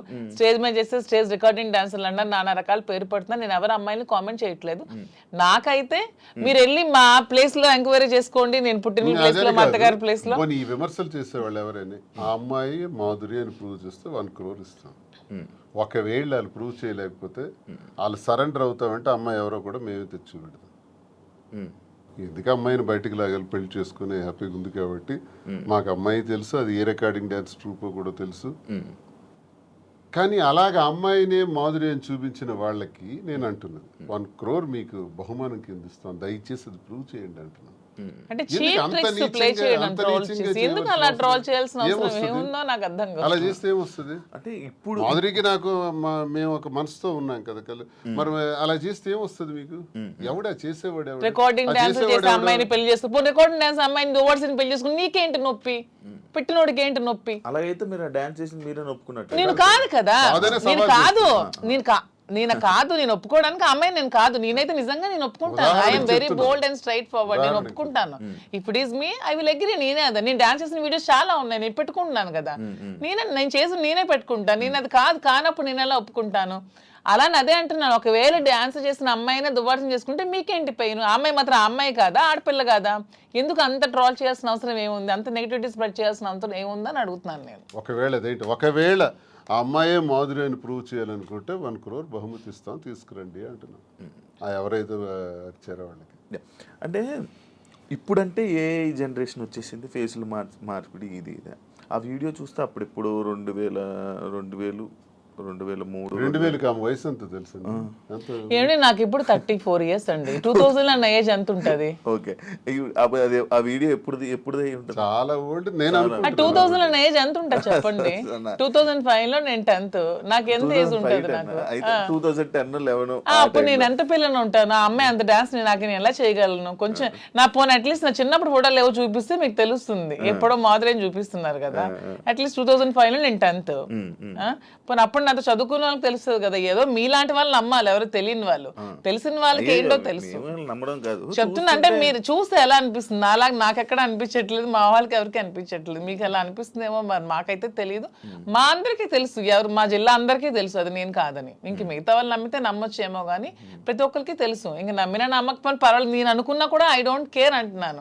పోనీ అమ్మాయి కూడా డాన్స్ బాగా చేస్తుంది అనుకుంటే అనుకోండి, దానిలో ఐ డోంట్ కేర్. శ్రీకాకుళం నుంచి వచ్చిన ఒక క్వశ్చన్, ఒక పాయింట్ ఏంటంటే, మాధురి గారు శ్రీని గారికి మందు పెట్టి ఆయన దాన్ని ఏదో అంటారు, ఆయన వలలో వేసుకుని వలలో వేసుకుని వలలో బుట్లో పెట్టుకున్నది ఆ టైపు. సరే, మందు పెట్టి ఇలా చేయడం వల్ల, లేకపోతే ఈ ఏజ్ లోనే ఆయనకి అవసరం ఏంటి? సరే ఓకే, ఎవడైతే క్వశ్చన్ అడిగాడో వాడికి ఒకటి అడుగుతున్నాను. మందు పెట్టి శ్రీనివాస్ దగ్గర నేనేం తీసుకోవాలో చెప్పండి అని అడుగుతున్నాను. డబ్బుందా? లేదు. పోనీ అట్లీస్ట్ ఏజా? లేదు. అంటే ఇప్పుడు డబ్బు లేదు కానీ స్టార్టింగ్ లో ఆయన దగ్గర డబ్బు ఉండేది. ఇప్పుడు నేను వచ్చినప్పుడు ఏం లేదు. 2022లోనే ఇచ్చేసారా మీరు? ముందు నుంచి వాళ్ళ ప్రాపర్టీస్ అన్ని ఉన్నాయి. ఏ రోజు కూడా నేను 1 రూపీ కూడా అంతగా తీసుకోలేదు. తన పేరునే ఉన్నాయి, తర్వాత మిగతా రాసేసారు. రీసెంట్ గా 4 నెలల క్రితం జాఫర్ గారికి ఇంటర్వ్యూ ఇచ్చిన టైంలో కూడా she saying everything false allegations అండి. నాకేం రాసి ఇవ్వలేదు, నాకు అసలు ఏం లేదు, ఆయన ఇలా దూరం ఉండి ఇలాగా ఇల్లు ఇచ్చేసాను, ఈ ఇల్లు ఇచ్చేసాను అని చెప్తున్నారా తప్ప నాకు ఎటువంటి ప్రాపర్టీ ఏమి ఇవ్వలేదు. ఆ ఫ్యాక్టరీ రాసేసిన డాక్యుమెంట్స్ ఉన్నాయి. ఎన్నికలకు ముందే, ఎన్నికలకు 20-25 days ముందే రాసేసాను అన్ని. నా పేరున ఏదైతే ఉన్నాయో నా పేరున మీరు ఇవి తీయండి, మా ఎఫిడవిట్ వేస్తాం కదా ఎమ్మెల్యేగా పోటీ చేసినప్పుడు. ఎఫిడవిట్ లో ఏ అసెట్స్ ఉన్నాయో మీకు తెలుస్తాయి. ఆ అసెట్స్ ఈ రోజుకి నా పేరున ఉంటే you can anybody can challenge. ఈ రోజు ఆ అసెట్స్ నా పేరున ఉండాలి కదా. మొన్న నా పేరున ఎఫిడవిట్ లో ఎమ్మెల్యేగా పోటీ చేసినప్పుడు ఉండే అసెట్స్ ఇప్పుడు ఎందుకు లేవు? ఏమైనా అసెట్స్ తన పేరును ఉన్నాయో లేదో ఒకసారి వెరిఫై చేయండి, తెలుస్తుంది. ఎవిడెన్స్ ఉంటుంది కదా ప్రతిదానికి. అదే ఆ కామెంట్ పెట్టినోడికి అడుగుతున్నాను, శ్రీనివాస్ గారిని మందు పెట్టి తీసుకోవడానికి ఏముంది? సరే, మీరు ఇప్పుడు అన్ని ఆస్తులు రాస్తారు కదా, ఇప్పుడు అన్ని ఆస్తులు రాసేసి ఉన్నానని చెప్తున్నారు కదా, మరి ఇప్పుడు అన్ని ఆస్తులు రాసాక నా ఆస్తులు అమ్మి పెట్టి ఉండాల్సిన అవసరం నాకేముంది? వాడు ఎవడైతే కామెంట్ పెట్టాడో వాడికి 2 క్వశ్చన్స్ అడుగుతున్నాను. ఒకటి, ఆస్తుల కోసమే తీసుకొని ఉంటే అతని ఆస్తులన్నీ వదిలేసి వచ్చాక నా ఆస్తులు అమ్మి అతని దగ్గర ఉండాల్సిన అవసరం ఏముందని ఎవడైతే కామెంట్ పెట్టాడో వాడికి అడుగుతున్నాను. ఇంకొకటి పాయింట్, మీ మహేష్ ఎక్స్ హస్బెండ్ ఎవరైతే ఉన్నారో ఆయన స్టార్టింగ్ లో వచ్చారు ఏంటి దానికోసం ఇప్పుడు నేను చెప్పి నేను అరిగిపోయాను అతను చెప్పిన కామెంట్స్ కోసం. స్టార్టింగ్ లో వచ్చారు, ఈ మధ్య అసలు కనిపించట్లేదు. ఏమైనా డబ్బులు ఇచ్చి వాళ్ళని ఆయన్ని మేనేజ్ చేశారు? డబ్బులు ఇచ్చి మేనేజ్ చేయడానికి they are well settled family. వాళ్ళు ఆర్థోడాక్స్ ఫ్యామిలీ, రిచ్, టెక్కలకే రిచ్ వాళ్ళు. వాళ్ళ ఫాదర్ ఎవరు అడిగినా చెప్తారు, వాళ్ళ ఫాదర్ టెక్కల్లోనే రిచెస్ట్ ఫ్యామిలీ. వాళ్ళ ఫాదర్ కి 100 acres ఉండేవి. మనకంత స్థితిలో ఏమీ లేము. ఫస్ట్ లాయర్ శ్రీకాకుళం డిస్ట్రిక్ట్ మొత్తానికి మొదటి లాయర్ అతనే. హైకోర్టు నుంచి జడ్జెస్ కూడా వచ్చి అతనికి సన్మానం చేశారు. అతను ఇప్పుడు ఎక్స్పైర్ అయ్యారు. కానీ రిచెస్ట్ ఫ్యామిలీ వాళ్ళు. తలగాములు ఇప్పటికీ వాళ్ళకి ల్యాండ్ అసెట్స్ అన్నీ ఉన్నాయి. వాళ్ళకి ఏం డబ్బులు అవ్వాల్సిన అవసరం లేదు. తను చక్కగా మెరైన్ చీఫ్ ఇంజనీర్ జాబ్ చేసుకుంటున్నాడు, హ్యాపీగా ఫారెన్ లో ఉన్నాడు. 1 రూపీ కూడా వాళ్ళకి ఇవ్వాల్సిన అవసరం. తప్పు మేము ఇలా ఉన్నదానికి వాళ్ళ ఫ్యామిలీని బ్లేమ్ చేయకూడదు, అది చాలా తప్పు. వాళ్ళ ఫ్యామిలీ చాలా మంచి ఫ్యామిలీ. వాళ్ళేం ఫైనాన్షియల్ గా మా దగ్గర ఏముందని మీ వాళ్ళకి ఇవ్వడానికి? ఇప్పుడు మ్యూచువల్ అండర్స్టాండింగ్, మేము మ్యూచువల్ కన్సర్న్ తోనే మేము విడిపోయాం. మా దగ్గర ఏముంది మీ వాళ్ళకి ఇవ్వడానికి? ఇప్పుడు ఎవరు చేయాల్సిన అవసరం లేదు. వాళ్ళు అమ్ముతున్నాం, అదే ఆస్తులు బిజినెస్ కోసం ఆస్తులు అమ్ముతున్నాం. చాలా వరకు అమ్మాలి, పెట్టుబడులు చాలా ఎక్కువ అవసరం కదా, కొంచెం భారీగానే చేయాలనుకుంటున్నాం కాబట్టి బిజినెస్. సో అందుకని వాళ్ళని తప్పు పట్టడం అనేది చాలా తప్పు. వాళ్ళని ఎవరైతే కామెంట్ చేస్తారు దేవుడు కూడా క్షమించుడు అలా అంటే, అది చాలా తప్పు. వాళ్ళని ఇందులో లాక్కూడదు. ఇప్పుడు మీరు పూర్తిగా హైదరాబాద్ లో ఉంటారా లేకపోతే ఇక్కడ? శ్రీనివాస్ గారు కంప్లీట్ గా అక్కడే ఉంటారండి. నేను హైదరాబాద్ లో ఉంటే చూసుకుంటాను. శ్రీనివాస్ గారు అవసరం ఇక్కడ ఏదైనా నాకు ఉందనిపించినప్పుడు తను వచ్చి వెళ్తూ మీరైతే ఇంకెక్కడే? నేను ఇక్కడే ఉంటాను హైదరాబాద్ లో. బట్ ఇక్కడ చాలా మంది బొటిక్లు ఉన్నాయి, లైక్ మీది కూడా ఒక బొటిక్ లాంటిదే కదా? నాది బొటిక్ కాదండి, కంప్లీట్ స్టోర్. ఇక్కడ చాలా స్టోర్స్ ఉన్నాయి, చాలా బొటిక్స్ ఉన్నాయి. ఇప్పుడు యూత్ కానీ లేకపోతే ఇప్పుడు రీసెంట్ టైమ్స్లో అందరూ బొటిక్స్ వైపు లేకపోతే అటువైపు ఎక్కువ అవగాహన చూపిస్తున్నారు, లైక్ అవి తీసుకుందాం అవి చేసుకుందాం అనేవి. బట్ మీది ఎందుకు సక్సెస్ అవుతుందని అనుకుంటున్నారు? మీరు అన్ని ఉండగా మీ దగ్గరికి ఎందుకు రావాలి? ఆఫ్ కోర్స్ కరెక్ట్ పాయింట్ అడిగారు. అన్ని ఉండగా నేను సక్సెస్ అవుతానని నమ్మకం నాకుంది. ఎందుకంటే నేను ఫస్ట్ ఆఫ్ ఆల్ నేను ప్రతి ఉమెన్ కి కూడా క్వాలిటీ ప్రొడక్ట్ ఇవ్వాలనుకుంటున్నాను. కొన్ని వెరైటీస్ ఉన్నాయి, టస్సెస్, ఆర్గాంజాస్, రాసిల్స్, చాలా వెరైటీస్ ఉంటాయి. కానీ దాంట్లో అందరూ చాలా మంది ప్యూర్ ఇవ్వకుండా డూప్లికేట్స్ ఇస్తున్నారు. ఫస్ట్ ఫీల్ అనేది ఉమెన్ గా కంఫర్ట్ మాకు ఉంటుంది. మీకు నచ్చినా నచ్చకపోయినా ఫస్ట్ కట్టుకునేటప్పుడు శారీ అనేది మా కంఫర్ట్, మాకు నచ్చాలి, మాకు అది తెలియాలి. ఈ ప్యూరిటీ అనేది నాకు తెలియాలి. శారీ ప్యూరిటీ కానీ శారీ కంఫర్ట్ కానీ నాకు తెలియాలి. అదే మేము థీమ్తో ఫస్ట్ నేను ప్యూరిటీ అనేది కస్టమర్కి ఇవ్వాలనుకుంటున్నాను. సో ఈ సోకాల్డ్ ఈ షాప్స్, ఈ బొటిక్స్ లాగా డబ్బుల కోసం మేము వ్యాపారం చేయట్లేదు.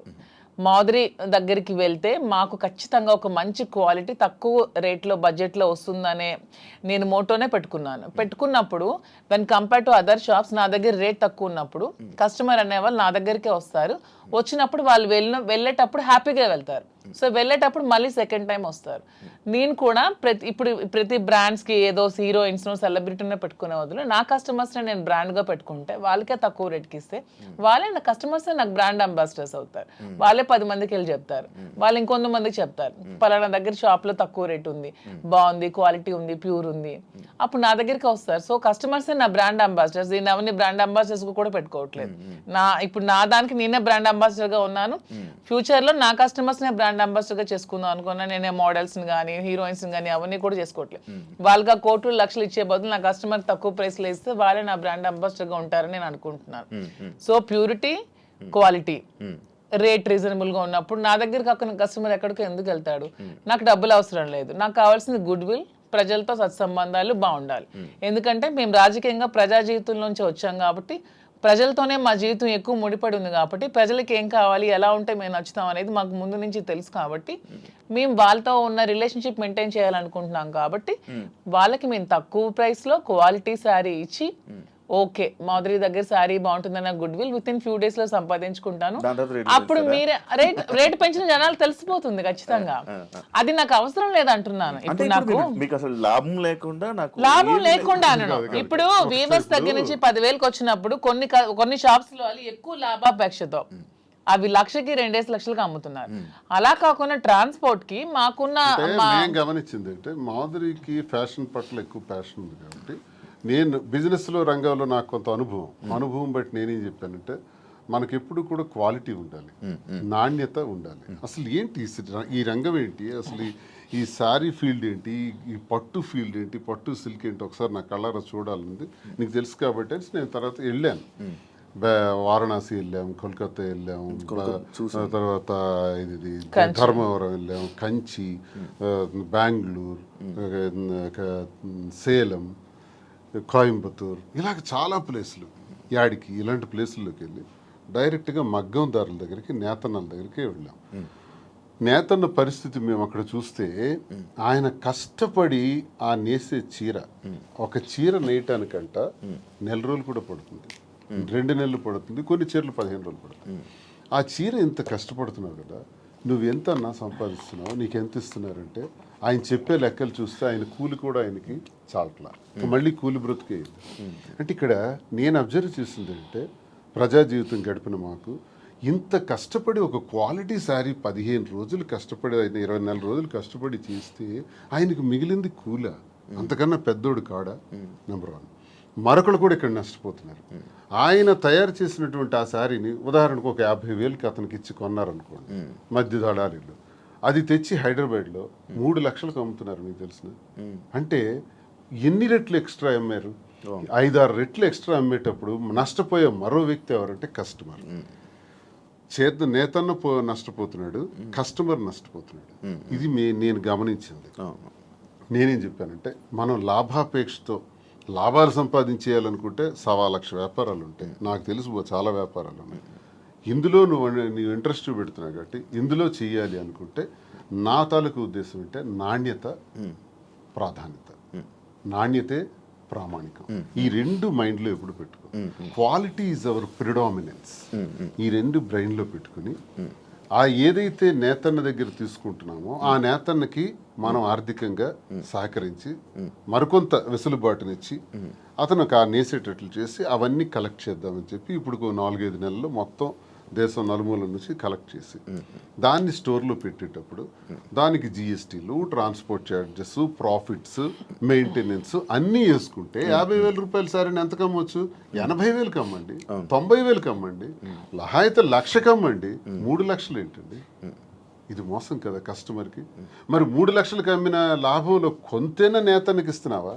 అది కూడా నష్టమే కదా నేతనికి.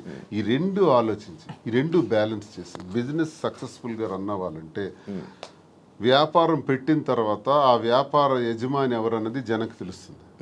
వ్యాపారం పెట్టక ముందే మేమెవరమో జనానికి తెలుసు. కాబట్టి మా మీద ఒక ఎక్స్పెక్టేషన్ ఉంటుంది, ఒక నమ్మకంతో మా దగ్గరికి వచ్చేటప్పుడు ఆ కస్టమర్ ఆ కళ్ళల్లో నేను సరైన ప్రైస్ ఇచ్చాను అన్నటువంటి ఆనందాన్ని మేము చూడాలి.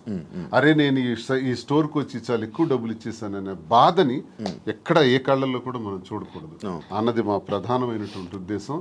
నేతన్న దగ్గర నుంచి కస్టమర్కి మధ్యలో బాధ్యత వహిస్తూ రీజనబుల్ ప్రైస్, సరసమైన ధర ఇవ్వాలన్న దానితో ఇది ప్రారంభించి ఒక 6 బ్రాంచెస్, తర్వాత విజయవాడ, విశాఖపట్నం, రాజమండ్రి, కాకినాడ, బెంగళూరు కూడా అనుకుంటున్నాం. ఇంక జ్యువెలరీ కూడా స్టార్ట్ చేద్దామని ప్లాన్ చేస్తున్నాం. ఒక మంచి ఆలోచనతో దువ్వాడ శ్రీనివాస్ చీరలు అమ్ముతున్నాడా, దువ్వాడ శ్రీనివాస్ ఇలా అయిపోయాడా, అలాగే ఎవరైనా ప్రచారాలు చేసుకుంటే దువ్వాడ శ్రీనివాస్ రాజకీయం వదిలేడు, పదునైనటువంటి భాష వదలడు, తూర్పార పడ్డానికి ఎంత తోడైనా సరే ఆగే ప్రసక్తే లేదు, ప్రశ్నిస్తాడు. దువ్వాడ శ్రీనివాస్ రాజకీయం అనే గ్రౌండ్ ఫీల్డ్ వదిలేడు. దయచేసి ఆ భ్రమల నుంచి బయటపడమని వాళ్ళకి నేను సవాల్ చేస్తున్నాను. వ్యాపారం చేయాలని మాధురికి సహకారంగా పూర్తిగా ఉంటాను.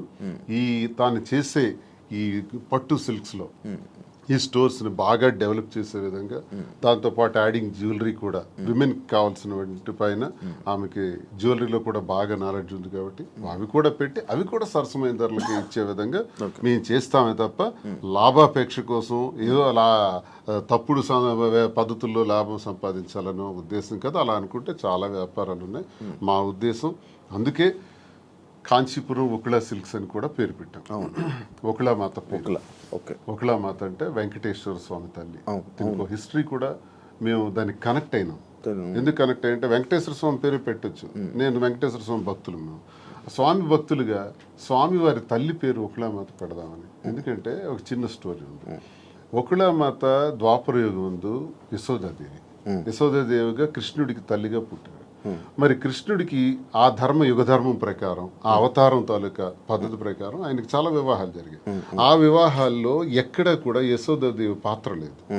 అప్పుడు ఆమెకు కోరిక ఉంటుంది, నా కొడుక్కి నేను పెళ్లి చేయలేకపోయానని. అది విష్ణువుకి తెలియజేస్తే విష్ణువు చెప్తారు, అమ్మా ఈ జన్మలో నీకు అది సాధ్యపడలేదు, కలియుగాంతంలో నువ్వు నాకు వివాహం చేస్తావు దగ్గరుండే అని మాటిస్తారు.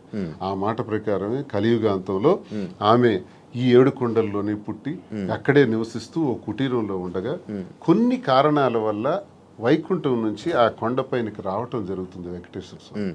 అప్పుడు నిరాడంబరుడుగా వచ్చి ఆ కుటీరానికి చేరినప్పుడు ఆమె చూస్తారు. నువ్వెవరు బాబు అని అడిగితే ఆయన సమాధానం చెప్పారు, నీ ఊరు అంటే అన్ని ఊళ్ళు నావే, నీ పేరు అంటే అన్ని పేర్లు నావే అని చెప్తారు. అప్పుడు ఒకళాదేవి ఒకళామాతగా కదా జన్మించారు. నీ పేరు శ్రీనివాసుడు అని పేరు పెడతాను, ఇక నుంచి నేను శ్రీనివాసుడు అని పిలుస్తాను అంటే వెంకటేశ్వర స్వామికి శ్రీనివాసుడు అని పేరు పెట్టింది ఒకళామాత. అక్కడి నుంచి అప్పుడు చెప్తారు ఆయన ఎవరన్నది ఆమెకు అర్థమవుతుంది. అమ్మా గత జన్మలో నీకు ఇచ్చిన మాట ప్రకారం నేను వచ్చాను, ఆకాశరాజు కుమార్తె పద్మావతికి ఇచ్చి నా వివాహ ఏర్పాట్లు నువ్వే దగ్గరుండి చెయ్యని చెప్తారు. అప్పుడు తల్లిగా ఆకాశరాజు దగ్గరికి వెళ్ళి పద్మావతితో మాట్లాడి శ్రీనివాసుడికి ఇచ్చి వివాహం చేసే దానిలో వివాహ వేడుకలు ఎంత బ్రహ్మాండంగా చేస్తారంటే ఒకళామాత. పెళ్లి కూతురు ఎలా ఉండాలి, పెళ్లి కొడుకు వెంకటేశ్వర స్వామి సాక్షాత్ ఎలా ఉండాలి, పెళ్లికి డబ్బులు కావాలి, ప్రతి పెళ్లికి అప్పు అవుతుంది, అందుకే ఆ అప్పు కోసం కుబేరుడి దగ్గర అప్పు తెచ్చి పెళ్లి చేయటం, ఆ అప్పే ఇప్పటి వరకు వెంకటేశ్వర స్వామి వడ్డీ కాసులు వాడిగా తీర్చుతుంటారు.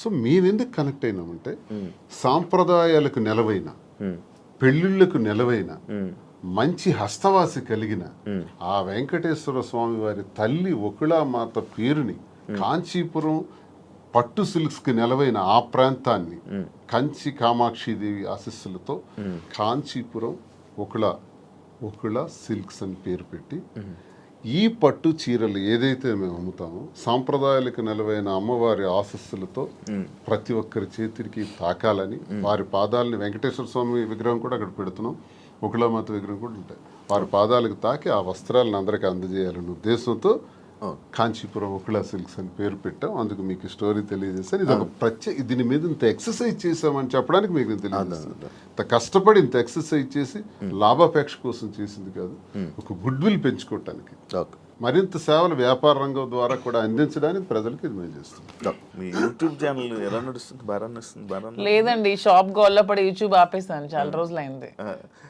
స్టార్టింగ్ లో మీ యూట్యూబ్ ఛానల్ కి ఎంతో తక్కువ మంది ఫాలోవర్స్ ఉండేవాళ్ళు, అలాగే ఈ మధ్య ఈ ఇష్యూ అయిన తర్వాత మంచి సబ్స్క్రైబర్ తో, మంచి వ్యూవర్షిప్ తో, అదే చాలా లక్షల్లో సబ్స్క్రైబర్, మంచి వ్యూవర్షిప్ తో వెళ్ళింది, మంచి సక్సెస్ అయినట్టుంది యూట్యూబ్ అంతా. రెవెన్యూ పరంగా వచ్చింది నాకు. స్టార్ట్ చేసిన 1 month లోనే 2 lakhs అంత వచ్చింది యూట్యూబ్ లో. ఆ పిల్లలే తీసుకుంటున్నారు, వీడియోస్ పెడతారు వాళ్ళే. తర్వాత మరి గ్యాప్ వచ్చింది, నేను షాప్ హడావుడిలో పడి ఈ సారీ వీవింగ్ చేయించడం, వీవర్స్ దగ్గర యూట్యూబ్ ఛానల్ వాళ్ళకి ఇచ్చారు, బట్ మీరు లోపల కనబడతారు అంతే. అంతే, నాకు లోపల రెవెన్యూ కోసం కాదు, నాకు పబ్లిక్ తో ఇంటరాక్షన్ కావాలి, పీపుల్ నాకు దగ్గర అవ్వాలి. ఫేమింగ్ అంటే ఫేమ్, జనాల్లో ఫేమ్ అంటే ఒక అందరూ నన్ను గుర్తుపట్టాలి, ఈ ఫేమ్ పిచ్ ఉందా? ఎందుకు ఉండదు? మీకు లేదా? మీకు లేదా?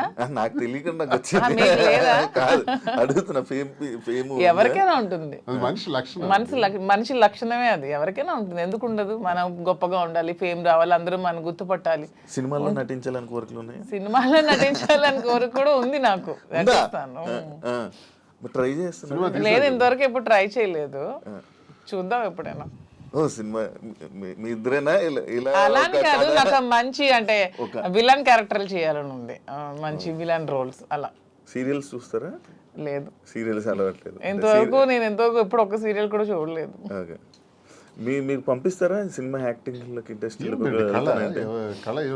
నాకు సినిమా తీసాం కదా ఇద్దరు, వాలంటీర్ అని ఒక సినిమా తీసి రిలీజ్ చేసాం. ఓకే ఓకే, నాకు ఇంట్రెస్ట్ ఫీల్డ్, ఎందుకంటే చేయడానికి తప్పే ఉంది, అవన్నీ హాబీస్, అవి ఇంట్రెస్ట్స్, తప్పే లేదు. సార్ ఇది ఈ బొట్టు ఎందుకు సార్ ఇలా పెడతారు? ఇంత ఇది అమ్మవారి బొట్టు. ఓకే, అంటే మిమ్మల్ని ఎప్పుడు ఫ్రేమ్లో చూసినా బొట్టు అలా ఉంటూనే ఉంటుంది. అసలు నాకు తెలిసి హిందూ సాంప్రదాయ ప్రకారం ప్రతి ఒక్కరు కూడా బొట్టు పెట్టుకోవాలి. అది అబ్బాయిలైనా అమ్మాయిలు కానీ. మీ మధ్యన ట్రెండ్ ఫాలో అవుతూ మీరు పెట్టుకోరు. శ్రీనివాస్ గారు సాంప్రదాయం పాటిస్తూ పెట్టుకుంటారు యాక్చువల్ గా. మధుర మీనాక్షి అమ్మగారు బొట్టు ఎప్పుడు తెచ్చుకొని పెట్టుకుంటాం. ఎప్పుడు అదే ఉంటాయి, సూట్ కేసులో కానీ కారులో కానీ ఎక్కడైనా బాక్సులు ఉంటాయి. ఎక్కడైనా సరే అది పెట్టే బయటకు వస్తాయి. ఇంక ఇంట్లో ఉన్నామన్నా జస్ట్ ఉంటుంది లైట్గా. ఈ బిజినెస్ పెడుతున్నారు, అంత బాగుంది. మళ్ళీ పొలిటికల్ ఎంట్రీ ఏమైనా ఉందా? పొలిటికల్ గా వెళ్తారా? మళ్ళీ పొలిటికల్ ఎంట్రీ ఏంటి? మేము పాలిటిక్స్ లోనే ఉన్నాం, మళ్ళీ ఎంట్రీ ఏంటి? అదే this is just short break అంతే. ఇప్పుడు నెక్స్ట్ మళ్ళీ శ్రీనివాస్ గారి fight, Madhuri fight, double fight తో వెళ్తాం పాలిటిక్స్ లోకి. జస్ట్ చిన్న బ్రేక్ తీసుకున్నాం అంతే. ఈ బ్రేక్ లో ఏమైనా దూరం అయిపోతారేమో. దేనికి దూరం అయిపోతాం? ఎవరికైనా మేము ప్రజలకు దగ్గరగా ఉన్నాం, ఎవరు మమ్మల్ని ప్రజల నుంచి దూరం చేయలేరు కదా. శ్రీనివాస్ గారు మాస్ బేస్డ్ లీడర్, తను మ్యాన్ ఆఫ్ మాసెస్ అన్నట్టు. తన క్యాడర్ తో గానీ ఎవరితో గానీ సంబంధాలు ఉండవు, తనకి డైరెక్ట్ పీపుల్ తో సంబంధం. ఎప్పుడైనా డైలాగులు చెప్పారా? మాస్ డైలాగులు మీకు ఎప్పుడైనా? ఓ గోల్డ్ అని ఒకసారి ఒక డైలాగ్ చెప్పండి. బోల్డ్ అని డైలాగులు, బోల్డ్ అని స్పీచ్లు, బోల్డ్ అని క్లాసెస్, అవన్నీ ఎప్పుడు అవుతూనే ఉంటాయి శ్రీనివాస్ గారి నుంచి. He is completely mass based leader. Duvvada Srinivas అంటే మరి మీకు తెలుసో లేదో కానీ ఏదో శ్రీకాకుళం మీకు కూడా తెలియాలి. అప్పటి నుంచే బాంబుల్ శ్రీని అనేవాళ్ళు దువ్వాడ శ్రీనివాస్ కి. ఒక రౌడీ, ఒక మాస్ లీడర్, పీపుల్ దగ్గరగా ఉంటాడు, ప్రజల కోసం ఎన్నో పోరాటాలు చేశాడు. ఈవెన్ షూటెడ్ సైట్ ఆర్డర్స్ వచ్చాయి అతని మీద, కాల్పులు కూడా ఎదురెళ్లారు. అలా పోరాట యోధుడు అతను. అతన్ని ఎవరు బీట్అవుట్ చేసి రాజకీయాల నుంచి తప్పించే ఇది కూడా ఎవరికి ఉండదు. అవన్నీ జస్ట్ ఇది చిన్న బ్రేక్ తీసుకున్నాను. మాక్సిమం శ్రీనివాస్ గారిలో నాకు ఈ వ్యక్తిత్వం ఇష్టం అని చెప్తాను కదా. హీఈస్ వెరీ హానెస్ట్ అండి. ఎప్పుడు కూడా నాకు తెలిసి ఇంతవరకు నేను ఈ 5 years నేను రాజకీయాలు ఉన్నప్పుడు ఎంతో మంది వచ్చి అతని దగ్గర మేము ఇస్తాం, ఎంత డబ్బులు ఇస్తాం, మాకు ఇది చేయండి, మాకు ఇది ఇస్తాం, ఈ ట్రాన్స్ఫర్ చేయండి అన్నప్పుడు ఏ రోజు కూడా 1 రూపీ కూడా ఎవరి దగ్గర కూడా ఆశించని వ్యక్తి ఎవరైనా ఉన్నారంటే పాలిటిక్స్ లో దువ్వాడ శ్రీనివాస్ ఒక్కలే. ఈవెన్ కాకరాపల్లి అప్పుడు థర్మల్ పవర్ ప్లాంట్ ఉద్యమంలో కూడా తనకు 20 crores తెచ్చి ఆఫర్ ఇచ్చారు కంపెనీ వాళ్ళు. అది తృణోపాయంగా కాదనుకున్నారు. ఆ టైంలో తీసుకుని ఉంటే ఎలక్షన్లో అప్పుడే గెలిచేవాళ్ళు. అతను అవతల పార్టీ వాళ్ళు తీసుకున్నారు, ఆ చిన్నాడు వాళ్ళు గెలిచారు. ఆ టైంలో 1 రూపీ కూడా లేకుండా ఎలక్షన్లో పార్టిసిపేట్ చేస్తారు. కానీ ఏ రోజు కూడా లంచాలకి ఎప్పుడు కూడా తను తలొగ్గలేదు. దానికి అతీతంగానే పనిచేశారు. చాలా హానెస్ట్గా ఉండి ఎప్పుడు అబద్ధాలు చెప్పరు, స్ట్రైట్ ఫార్వర్డ్. ఎవరు ఏదైనా ప్రత్యర్థుల మీద విరుచుకు పడతారు, చాలా ఫ్రాంక్ గా ఉంటారు. తన నమ్ముకున్న నాయకుడి కోసం ఎంతవరకైనా వెళ్తారు. జగన్మోహన్ రెడ్డి అంటే అతనికి చాలా ఇష్టం, దైవ సమానులుగా భావిస్తారు. అతని కోసం మానవ బాంబులా కూడా ఉంటారు. అంటే అతని కోసం, జగన్మోహన్ రెడ్డి కోసం అటాక్ అంటే వెళ్ళి ఎదురుగా నిలబడమన్నా నిలబడతారు. నమ్ముకున్న వ్యక్తి కోసం ప్రాణం ఇచ్చే టైప్. సో ఇంత మంచి క్వాలిటీస్ ఎవరిలో ఉంటే ఎవరైనా ఇష్టపడతారు. ఒక పాయింట్ మధ్యలో, శ్రీని గారు అబద్ధాలు ఆడరండి? అస్సలు ఆడరు.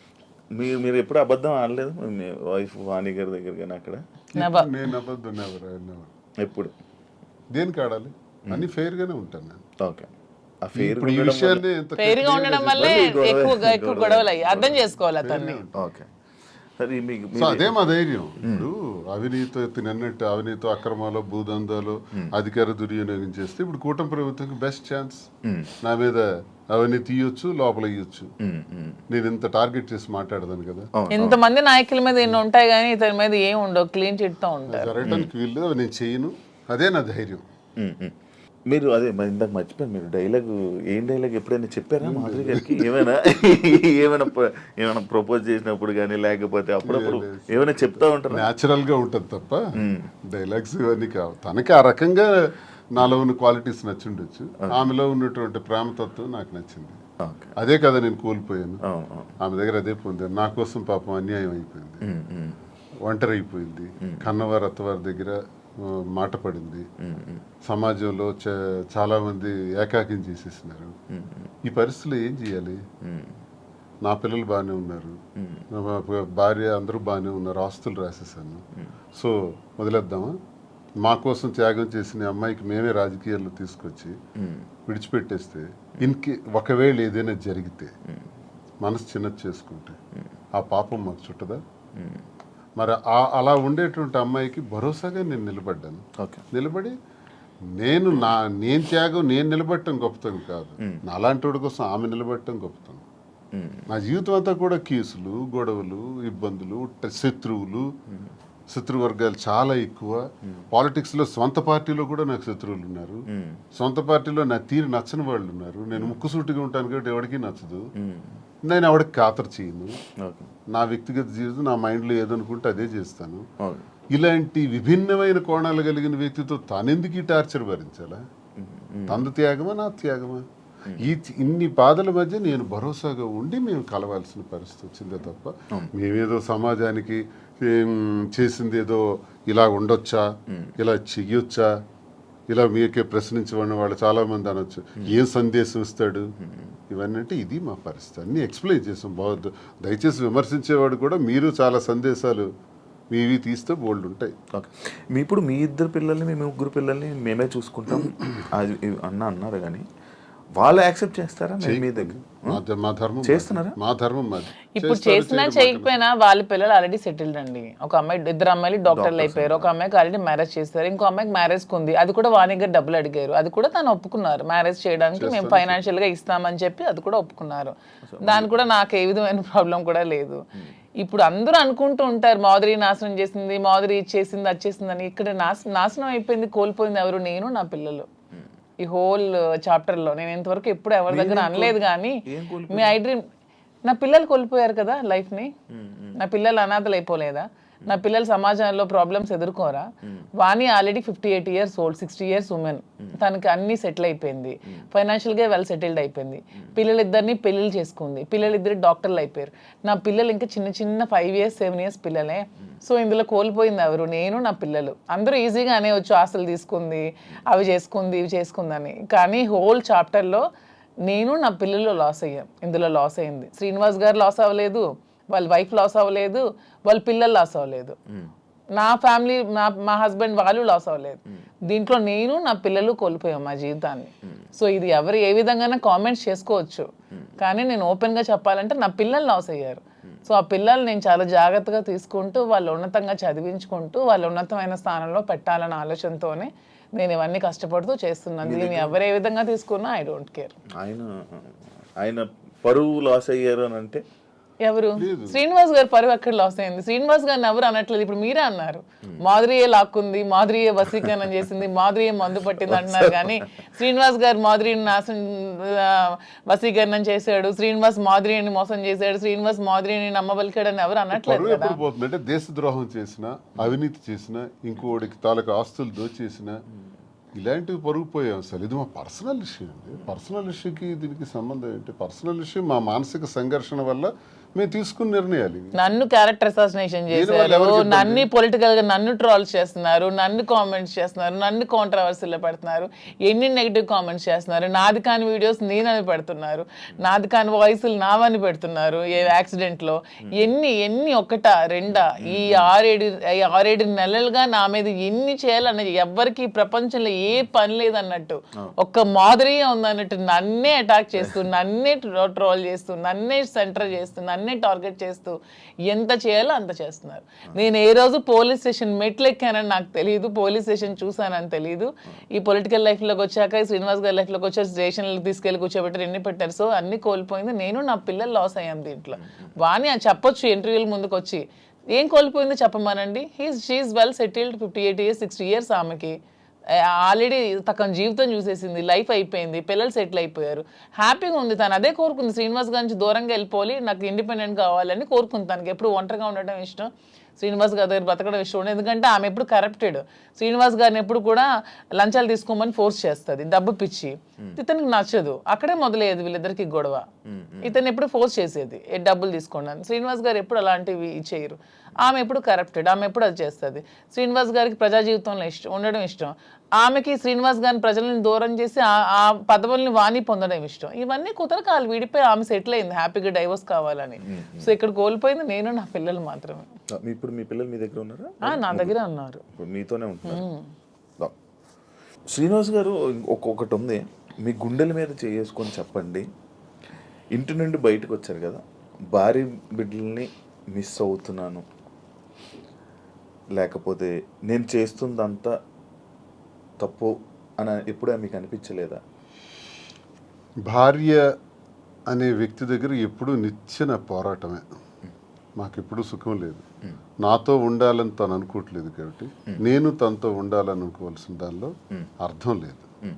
ఇకపోతే పిల్లల్ని ప్రాణప్రదంగా పెంచాం, చదివించాం, నా ధర్మం నేను నిర్వర్తించాను. ఇంకో పాపకు పెళ్ళి ఉంది, అది మేమిద్దరం కలిపి నిర్ణయం తీసుకున్నాం. ఆ పెళ్ళికి సంబంధించిన ఏర్పాట్లు కూడా చేయాలని. They are on the platform నా. చెల్లిన రూపాయి అంటారు. ఇద్దరు పిల్లల్ని చెల్లిన రూపాయలని చేశాను. ఆ రూపాయి 1000 రూపాయలు అవచ్చు, 1 కోటి రూపాయలు అవచ్చు, ఎంతైనా అవచ్చు, చేసాం. నన్ను వాళ్ళు కోరుకుంటే ఈ పరిస్థితి వచ్చి ఉండేది కాదు. ఇప్పుడు ప్రేమ అన్నదే మనిషిని దగ్గర చేస్తుంది. నేను అనుకుంటే అయిపోదు. ఇంటికి తాళం వేసిన రోజు నేను అదే ఆలోచించాను. ఇంటికి తాళం వేసి 10 రోజులు నాకు కనీసం అవకాశం లేకుండా చేశారు. ఇప్పుడు నేను ఇంటికి తలుపులు విరగొట్టుకుని వెళ్ళొచ్చు. ఇల్లు ఏం చేయాలి? ఎక్కడ కూర్చోమంటారు? ఆత్మాభిమానం చంపుకొని ఆ ఇంట్లో ఎలా ఉండమంటారు? అప్పుడు ఇంతకాలం 28 సంవత్సరాలు నేను వాళ్ళకి ఒక భర్తగా, ఒక తండ్రిగా చేసిన కృషి అంతా కూడా నేలపాలు చేసేసినారు. ఇంక నేను ఇల్లు ఏం చేయాలి? ఇంటికి ఇంక నాకు ఎందుకు బాధ ఉంటుంది? గుడ్డమే చేసుకునే చెప్తాను. పిల్లల మీద ఎందుకు ఉంటుంది మరి? ఆలైనా ఆలోచించారా నా గురించి? అమ్మ ఒకటే నాన్న ఒకటే అనుకోవాలి. ఆలోచించారా? కాదు, ఒక భార్యని అనే వర్డ్ ఏదైతే ఉందో బూతు, భార్య పిల్లల్ని అలా అందరి ముందు, మీడియా ముందు అలా అనడం కరెక్టా? ఎవరన్నారు? మీరు వాడారు కదా ఇప్పుడు. అప్పుడే ఆ గొడవలు అవుతున్నప్పుడు ఏదో కన్స్ట్రక్షన్ అదే రాంగ్ పోర్ట్రేట్ చేశారు. నేను పలాసలో ఉన్నాను. పలాస నుంచి ఇంటికి వచ్చి నాకు తెలిసింది ఏంటంటే ఇంటి మీదకి దాడి చేశారని. ఇంకా టెక్కలు వచ్చేలోపు 27 కిలోమీటర్లు టెక్కలు వచ్చేలోపే ఇంటి దగ్గరకు వచ్చి బ్లేడ్లు, అవి టాటా డోర్స్, స్టీల్ డోర్స్, వాటిని పవర్ బ్లేడ్స్ పెట్టి కట్ చేసేసి ఇంటి మెయిన్ డోర్ కూడా కట్ చేస్తున్నారు. ఎగ్జాక్ట్ నేను ఆ ప్లేస్లో అప్పుడే వెళ్ళాను. నా కొడకల్లారా, నా ఇంటిని ఎవడో వెధవులు వచ్చి కట్ చేస్తుంటే, ఇప్పుడు మీ ఇంటి మీద నేను ఒక రాయిసిరాను అనుకోండి, ఫస్ట్ మీకు కోపం వస్తుంది. కోపం వచ్చి నా మీద రియాక్ట్ అవుతారు. తర్వాత మిగతా విషయాలు చూస్తాం. ఆ రియాక్షన్లో భాగంగానే నేను వెంటనే అన్నాను అని ఒక కర్ర తీశాను. కర్ర తీసి ఆ కోపంతో ఉద్రేకం అయిపోయాను. నా గేట్ సరిగ్గొట్టేసినారు, ఇంక మెయిన్ డోర్ కట్ చేస్తున్నప్పుడు ఆ ఊగిపోయి ఆ కోపంతో నేను కర్ర తీసి ఇంకా ముందుకెళ్తున్న పోతున్నప్పటికీ పిల్లలు, వైఫ్ వెంటనే నేలకేసి కొట్టాను. వీడియో మీరు అబ్జర్వ్ చేయండి. అది నేలకేసి కొట్టి 30 రోజుల పాటు లోపల మేడ మీదే ఉన్నాను. మళ్ళీ బయటకు రాలా. 30 days. ఎందుకు నేలకేసి కొట్టాలి? ఆ వీడియోలో నేను ఆ ఎల్లని పదం వాడింది ఆ ఇంటి మీద కట్ చేయడానికి వచ్చే వాళ్ళ మీద, వీళ్ళ మీద కాదు. కానీ వాళ్ళ మీదకి నేను వెళ్తుంటే వీళ్ళు ఎదురుగా వచ్చారు. వచ్చినప్పుడు నేలకేసి కొట్టాను. నేలకేసి కొట్టింది కూడా మీరు చూడండి ఆ వీడియోలో. ఎందుకు నేలకేసి కొట్టాలి? పైకి తీసింది, పైకి తీసిన కర్ర ఎవరికైనా తగలాలి, ఏదో జరగాలి. తగలలేదే, నేలకెందుకు కొట్టాను? దాని అర్థం వాళ్ళు ఎదురుగా వచ్చారు కాబట్టి. వీళ్ళు మళ్ళీ ఎదురుగా వస్తున్నారు, నేలకేసి కొట్టేశాను. ఆ బాధ, వాళ్ళ మీద ఉండే ప్రేమాభిమానాలతోనే నేలకు కొట్టాను. లేకపోతే కర్ర పైకి లేచి ఉండేది. 4 రోజులు నరకమే అనిపించాను ఇంట్లో. రోజుకి 2 ఇడ్లీలు తిని బతికిన రోజులు కూడా ఉన్నాయి. ఎవరు చూస్తారు? ఇంటి దగ్గర ఇళ్ళే సరెండర్ చేసి అచ్చెన్నాయుడు సహాయంతో చుట్టూ పోలీసులు ఉండి ఓడిపోయానని నాకు చేసిన హింసకు ఇవన్నీ అవసరమా అండి? ఆ రోజు ఎక్కడి నుంచి పోవాలి, ఎక్కడున్నా పర్వాలేదు, లుంగీ షర్ట్ గాడు ఇన్ని విమర్శించిన ఆమె ఆఖరిలో ఒక మాట మార్చింది, ఆయన ప్రాణానికి ప్రమాదం ఉందని. మరి ప్రాణానికి ప్రమాదం ఉన్నప్పుడు ఇప్పుడు 4 నెలలు అవుతుంది, నేను ఎక్కడున్నాను చూస్తున్నాను. మరి ఇప్పుడు ప్రాణానికి ప్రమాదం లేదా? ఇంటికి తాళం వేసావు కదా, తాళం వేసి ఈ రోజుకి సుమారు 2 ఏళ్ళు పైన అయిపోయింది కదా, ఇప్పుడు నా ప్రాణానికి ప్రమాదం లేదా? ఈ సడన్గా వచ్చిన వాక్కులే. మరి అంతకుముందు టెక్కల నుంచే పోవాలన్నావు, ఉండకూడదన్నావు. అసలు పరిష్కార మార్గం ఇదా? భార్యాభర్తల మధ్య జరిగే గొడవకి పరిష్కార మార్గం ఇదా? 4 గోళ్ల మధ్య చర్చించుకోవాలి, లేదా పెద్ద మనుషులకు చెప్పాలి, పరిష్కరించుకోవాలి, లేదా కోర్టుకు పోవాలి. మీడియా ఏంటి? ఇంటికి రావడానికి మీడియా ఎందుకు? కార్యకర్తలు ఎందుకు? ప్రజలు ఎందుకు? అంటే రచ్చ చేయడానికి కదా, నన్ను అబాస్పాలు చేయడానికి కదా, నన్ను క్యారెక్టర్ అసాసినేట్ చేయడానికి కదా. అప్పుడు ఎలా కలుస్తారో చెప్పండి. కానీ ఈ ఇష్యూ, అప్పుడు ప్రేమాభిమానాలు ఎందుకు ఉంటాయో నాకు చెప్పండి ఒకసారి. ఈ మ్యాటర్ని మీరు ఏదో రాజకీయం చేసినట్టు ఇప్పుడు మాటల్లోనే అర్థమవుతుంది. అంటే అచ్చెన్నాయుడు గారు ఎందుకు వచ్చారు ఈ ఇష్యూ? మరి అచ్చెన్నాయుడు సహాయం లేదు, పోలీసులు వచ్చి అక్కడ ఆవిడకి ఎందుకంటే అంటే ఇంటికి ఒక ముందు lady- అలా కాదు శివ గారు, ఒక్క నిమిషం అండి. ఈ ఇంటికి రాకముందే మేము ఏ ఇల్లు అయితే కట్టుకొని మా ఇద్దరం ఇంట్లో ఉంటున్నామో, ఈ ఇంటికి ముందు 1 year ముందే ఆవిడ డైవర్స్ కావాలని ఎదురు సెటిల్మెంట్ కోరుకుని ఎదురు సెటిల్మెంట్ అయిపోయింది. ఆమె డైవర్స్ కావాలని అడిగింది. శ్రీనివాస్ గారు పాపం పిల్ల కోసం ఆలోచించి డైవర్స్ వద్దు అది ఇది అని చెప్పినా సరే ఆమె ఏమీ వెనుకునే డైవర్స్ కావాలని 2023లో అడిగింది ఆమె. మేము 2024లో ఈ హౌస్ కన్స్ట్రక్షన్ చేసుకొని మా ఇద్దరం కలిసి ఇంట్లో ఉంటున్నాం. అది ఆమెకు కూడా తెలుసు. ఆమెకు తెలిసే ఫైనాన్షియల్ సెటిల్మెంట్ కోరింది. ఫైనాన్షియల్ సెటిల్మెంట్ కూడా చేసాం. ఎవ్రీ మంత్ డబ్బులు అడిగింది, అవి కూడా ఇచ్చాం. మొత్తం అన్ని చేసింది. సో ఎప్పుడు జరిగింది ఇది? 1 year ముందు జరిగితే 2024లో వచ్చి ఆమె ఇల్లు దగ్గరికి వచ్చి గొడవ చేయడం ఏంటి? సో ఇది కూటమి ప్రభుత్వం ఈ అచ్చెన్నాయుడు సపోర్ట్ కాదంటారా? మరి ముందు ఆమె డైవర్స్ కావాలని అడిగిన ఆమె ఇప్పుడు ఎందుకు వచ్చి ఇల్లు బ్రేక్ చేస్తుంది? మేము కట్టుకుని ఇల్లు ఆమెకి ఎందుకు కావాలి ఇప్పుడు? ఆ రాత్రి పోలీసులతో పాటు తెలుగుదేశం కార్యకర్తలు ఇంటి దగ్గరికి వచ్చారు. నేను ఒక ఎమ్మెల్సీగా ఉన్నాను కదా, దేనికి వచ్చారు అసలు?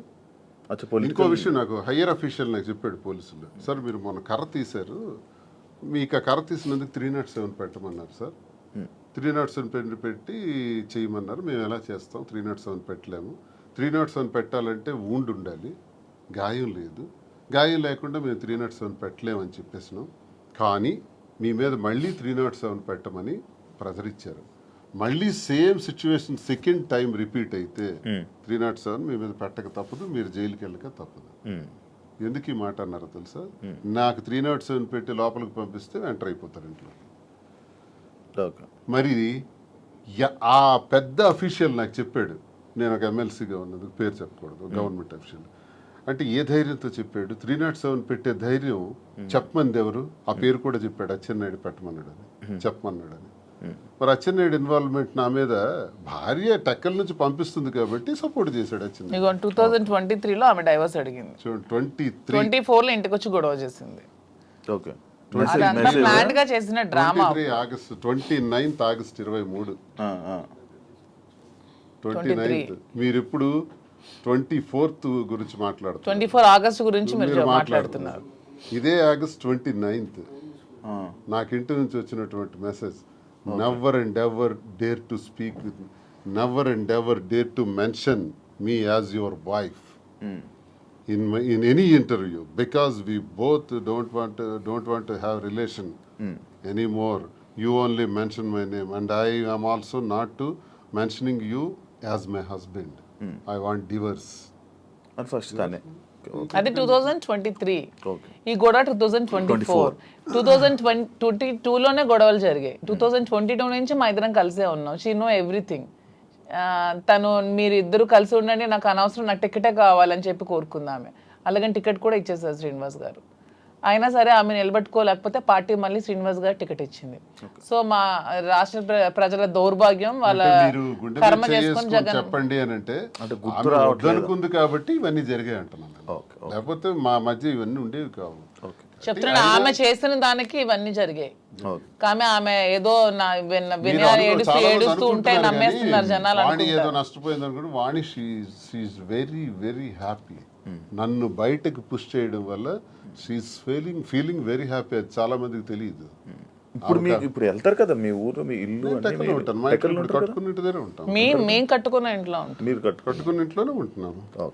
హ్యాపీగా ఉన్నారు. వాళ్ళకి ఏ నష్టం సార్? వాళ్ళకి ఏముంది? వాళ్ళకి నష్టమే ఉంది. దేనికి లోటు ఉంది? వాళ్ళకి నష్టం ఉంటుంది. అన్ని సెటిల్డ్ కదా.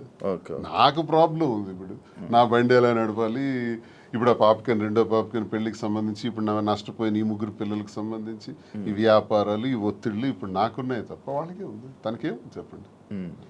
ఆ వద్దనుకుంటున్నాను, ఫ్రీగా ఉంది. Done, thank you. నేను ఇప్పుడు మీ రాజకీయం మీరు వదిలేసేయండి, మీ బిజినెస్ మ్యాన్ అని కానీ మీరు కూడా రాజకీయం వదిలేసి ఇప్పుడు మీరు 2022లో మీరిద్దరు ప్రేమికులుగా ఎలాగ ఉన్నారు అలానే ఇప్పుడు నా ముందు ఉండండి కాసేపు. ఇప్పుడు ఈ దేని గురించి మనం మాట్లాడట్లేదు. Actually interview February 14th lovers day. మీరు ఇప్పుడు ప్రేమికులే కదా? February 14th ప్రేమికులం కాదు, మేము ప్రతిరోజు ప్రేమికులం. అందుకే ఇప్పుడు కూడా ఈ February 14th వస్తుంది కాబట్టి, ఇది February 14th స్పెషల్ కాబట్టి మీకు కొన్ని ఉన్నాయి. అంటే మీకు rose day, teddy day, chocolate day ఇలాంటివి తెలుసా? ఐడియా ఉంది కదా? వ్యాలంటైన్స్ డే గురించి కూడా ఉంది కదా. ఏం సార్ అసలు చాలా మందికి దీని మీద అపోహలు కూడా ఉన్నాయి. 270 క్రీస్తుపూర్వం, బిఫోర్ క్రీస్తు, అంటే ఇంచుమించు ఆల్మోస్ట్ 2700 సంవత్సరాల క్రితం రోమ్లో ఒక వ్యాలంటైన్ అని ఒక ప్రవక్త ఉంటాడు. ఓకే. ఆయన ఏం చేశాడంటే కొత్తగా ప్రేమ పాఠాలు, ప్రేమ వివాహాల గురించి చెప్పడం ప్రారంభించాడు. ఆ రోమ్ నగరానికి దేశానికి రాజు అయినటువంటి క్లాడియస్ ఏంటంటే ఇలాంటి ప్రేమ పాఠాలు చెప్తున్నాడు, వీడికి చంపాలి అని కొంచెం కోపం పెంచుకుంటాడు. ఇదే టైంలో క్లాడియస్ కూతురు ఇతను లవ్ చేస్తుంది ఆయన ప్రేమ పాఠాలు విని, ఎవరిని వ్యాలంటైన్స్. అప్పుడు రాజు ఏమిటంటే ఆయన్ని చంపేస్తాడు, అంటే హ్యాంగ్ చేస్తాడు. అదే February 14th.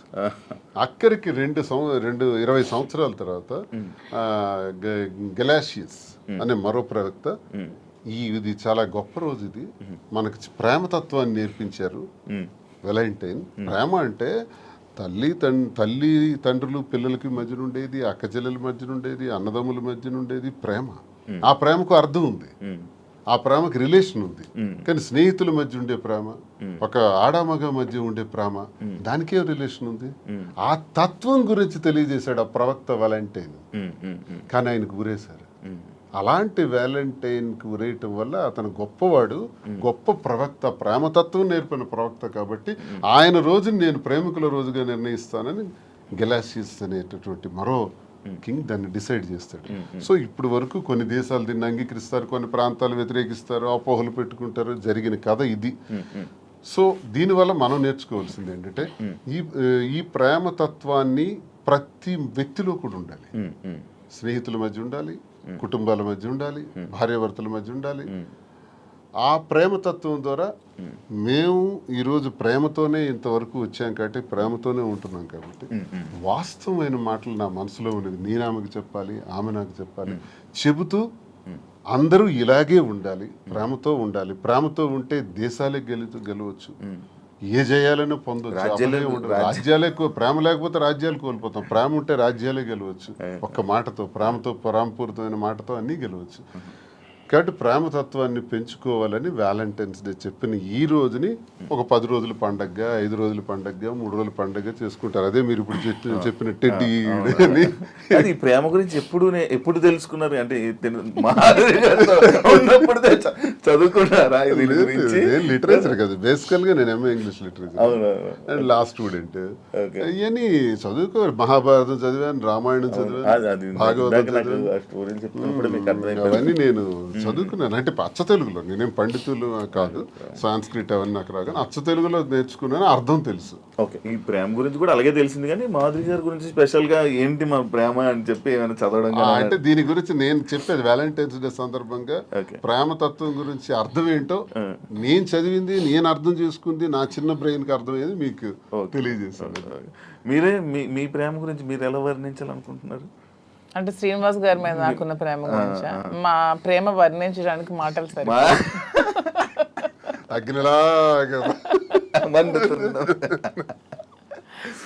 ఇప్పుడు నేను ఈ రోజు వరకు ఎప్పుడు నా జీవితంలో వ్యాలంటైన్స్ డేకి ఈ డేస్ ఏవైతే ఉంటాయో అది నాకు ఎక్స్పీరియన్స్ లేదు. బట్ నేను ఎప్పుడు చూడలేదు. అంటే ఎలా ఇచ్చుకుంటారు, ఎలా మాట్లాడుకుంటారు, నేను ఉండేది అవన్నీ అయిపోయి సార్. కానీ ఇప్పుడైతే ఏం లేదు, ఖాళీ. ప్రేమ ఉండాలి జీవితంలో. దొరకట్లేదు సార్. నేను ప్రేమనిస్తున్నాను. చూడండి, ఎవరైనా శివన్ మీరు ఎప్పుడైతే ప్రేమిస్తారో గ్యారంటీగా ప్రేమించే వ్యక్తులు దొరుకుతారు. ఈ రోజు మీకు చెప్తాను, నేను అందరికీ ప్రేమనిస్తున్నాను సార్. అందరూ ప్రతి ఒక్కరిని ప్రేమిస్తున్నాను. కానీ నన్ను ఎవరు ప్రేమించారు? ప్రేమిస్తారు. అది వెయిటింగ్ సార్. నాకు కూడా ఏదో ఒక రోజు అలాగా చీకట్లో నుంచి గెంతుకుంటూ అలా ఎప్పుడైనా వస్తారేమో వెయిటింగ్. యా, రోజ్ డే కాబట్టి ఒకరికొకరు రోజు ఇచ్చుకోండి. ఫస్ట్ రోజు ఇచ్చేసుకోండి. మీ దగ్గర ఉన్నాయి. ఇప్పుడు నేను ఈ ఎవ్రీడే ఏదైతే రోజ్ డే ఉందో, propose day, chocolate day, teddy day, promise day, మీలా నేను చూడకుండా చెప్పలేకపోతున్నాను. చూసారా?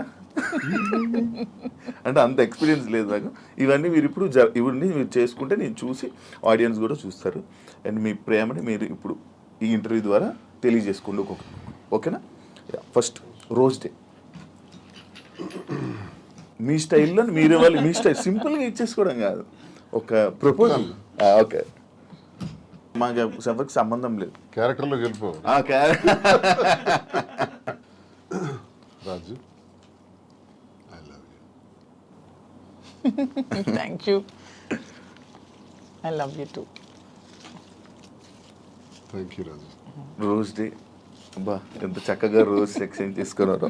ప్రపోజ్ చేయండి మంచిగా, నాకు అది కాదు ఐ లవ్ యూ కాకుండా ఏమైనా చెప్పాలనుకుంటున్నది ఏమైనా ఉందా?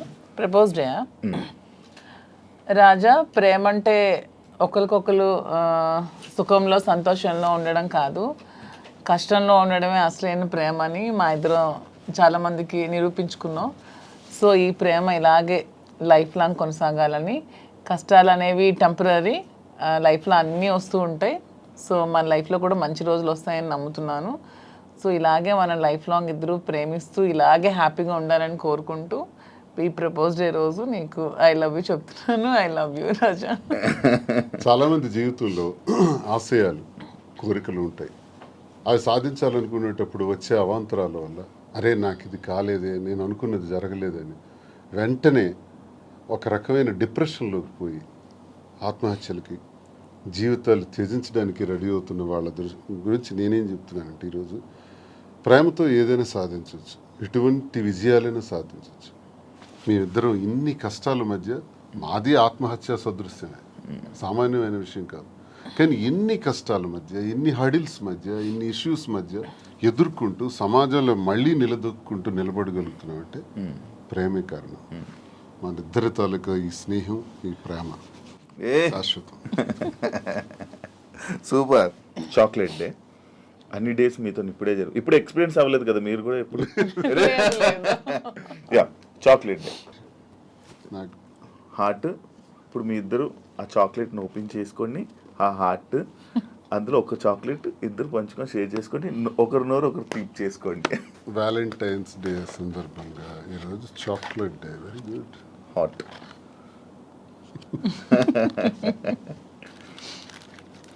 చాక్లెట్, నీకు ఇష్టమైన చాక్లెట్? నాకు యాక్చువల్గా చాక్లెట్స్ అంటే చాలా ఇష్టం. అవునా? అందుకే సార్ తెచ్చి ఇచ్చారు. ఏదైనా వేడుక స్వీట్తోనే స్టార్ట్ చేస్తారంట. సో ఈ స్వీట్ లాగే మన ఇద్దరి మధ్యలో ఇంకా స్వీట్గా ఉంటారని లవ్ స్వీట్ చాక్లెట్.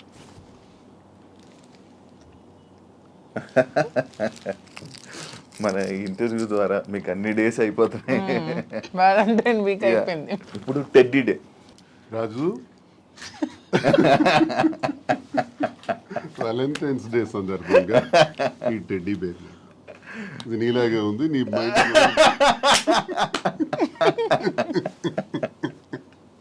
అంటే క్యూట్ ఉందనా? అంటే నేను టెడ్డీలో చబ్బీగా ఉన్నానని. అచ్చా, సూపర్. Thank you. ఇప్పుడు థ్యాంక్ యూ చెప్పారు. Promise day. ఒకరికొకరు ప్రామిస్ చేసుకోవాలనుకుంటే ఏం ప్రామిస్ చేసుకోవాలనుకుంటున్నారు? రాజు, నన్ను నమ్మి నా కోసం నిలబడినటువంటి నీకు నేను ఉన్నంత వరకు తోడుగా ఉంటాను, అండగా ఉంటాను. ఇది మాట. తప్పు. మీరు ఇది ఇప్పుడు చాలా మంది ప్రిడిక్షన్స్ అని ఎవరెవరో జ్యోతిష్య శాస్త్రులు అంటే ఎవరెవరో చెప్తున్నారు మన ఇద్దరం ఏదో కష్టాలు వస్తున్నాయని, వీళ్ళు త్వరలో విడిపోతారని, ఏవో మన ఇద్దరి మధ్యన ఊహాగానాలు. వాటికి అతీతంగా ఒకటే సమాధానం చెప్తున్నాను, జీవితాంతం నా ప్రాణం పోయేంత వరకు ఈ చేయి విడవనని ప్రామిస్ చేస్తాను. సూపర్. ఇప్పుడు అసలేం టాస్క్. ఒకసారి నిల్చుంటారా? Hug day. హగ్ చేసుకుని ఏం చెప్పుకోవాలనుకుంటే హగ్ చేసుకోండి. నాకు ఎంత స్ట్రెస్ ఉన్నా సరే, ఎవరికైనా సరే ఎంత స్ట్రెస్ ఉన్నా, మన లైఫ్లో ఒక రైట్ పర్సన్ ఉన్నప్పుడు అతన్ని హక్ చేసుకుంటే ఆ స్ట్రెస్ అంతా పోతుందని నేను నమ్ముతున్నాను. రాజా హక్ చేసుకున్నప్పుడు నాకు కూడా అలాగే స్ట్రెస్ అంతా పోతుంది. సరే, ఇప్పుడు కిస్ డే. మీరు కిస్ చేస్తూ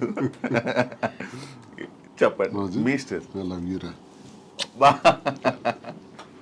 okay, super. Last but not least లాగా వ్యాలంటైన్స్ డే ఏం చేసుకోవాలనుకుంటున్నారు? వ్యాలంటైన్స్ డే రోజు ప్రేమని ఇద్దరి మధ్య ఉండే ప్రేమకే చిహ్నం వ్యాలంటైన్స్. ప్రతి ఒక్కళ్ళు కూడా ప్రేమతత్వంతో ఉండాలని, సంతోషంగా ఉండాలని ఈ వ్యాలంటైన్స్ డే రోజు అందరికీ కూడా నేను కోరుకుంటూ హ్యాపీ వ్యాలంటైన్స్ డే. సూపర్. ఫైనల్గా ఆడియన్స్కి, తెలుగు ప్రేక్షకులకి ఏం చెప్పాలనుకుంటున్నారు? మీ బిజినెసెస్ గురించి కానీ, మీ లైఫ్ గురించి కానీ, మీ జర్నీ గురించి కానీ. మా జర్నీ కోసం అందరికీ తెలుసు, చాలా మంది నా జర్నీ కోసం తెలుసుకున్నారు.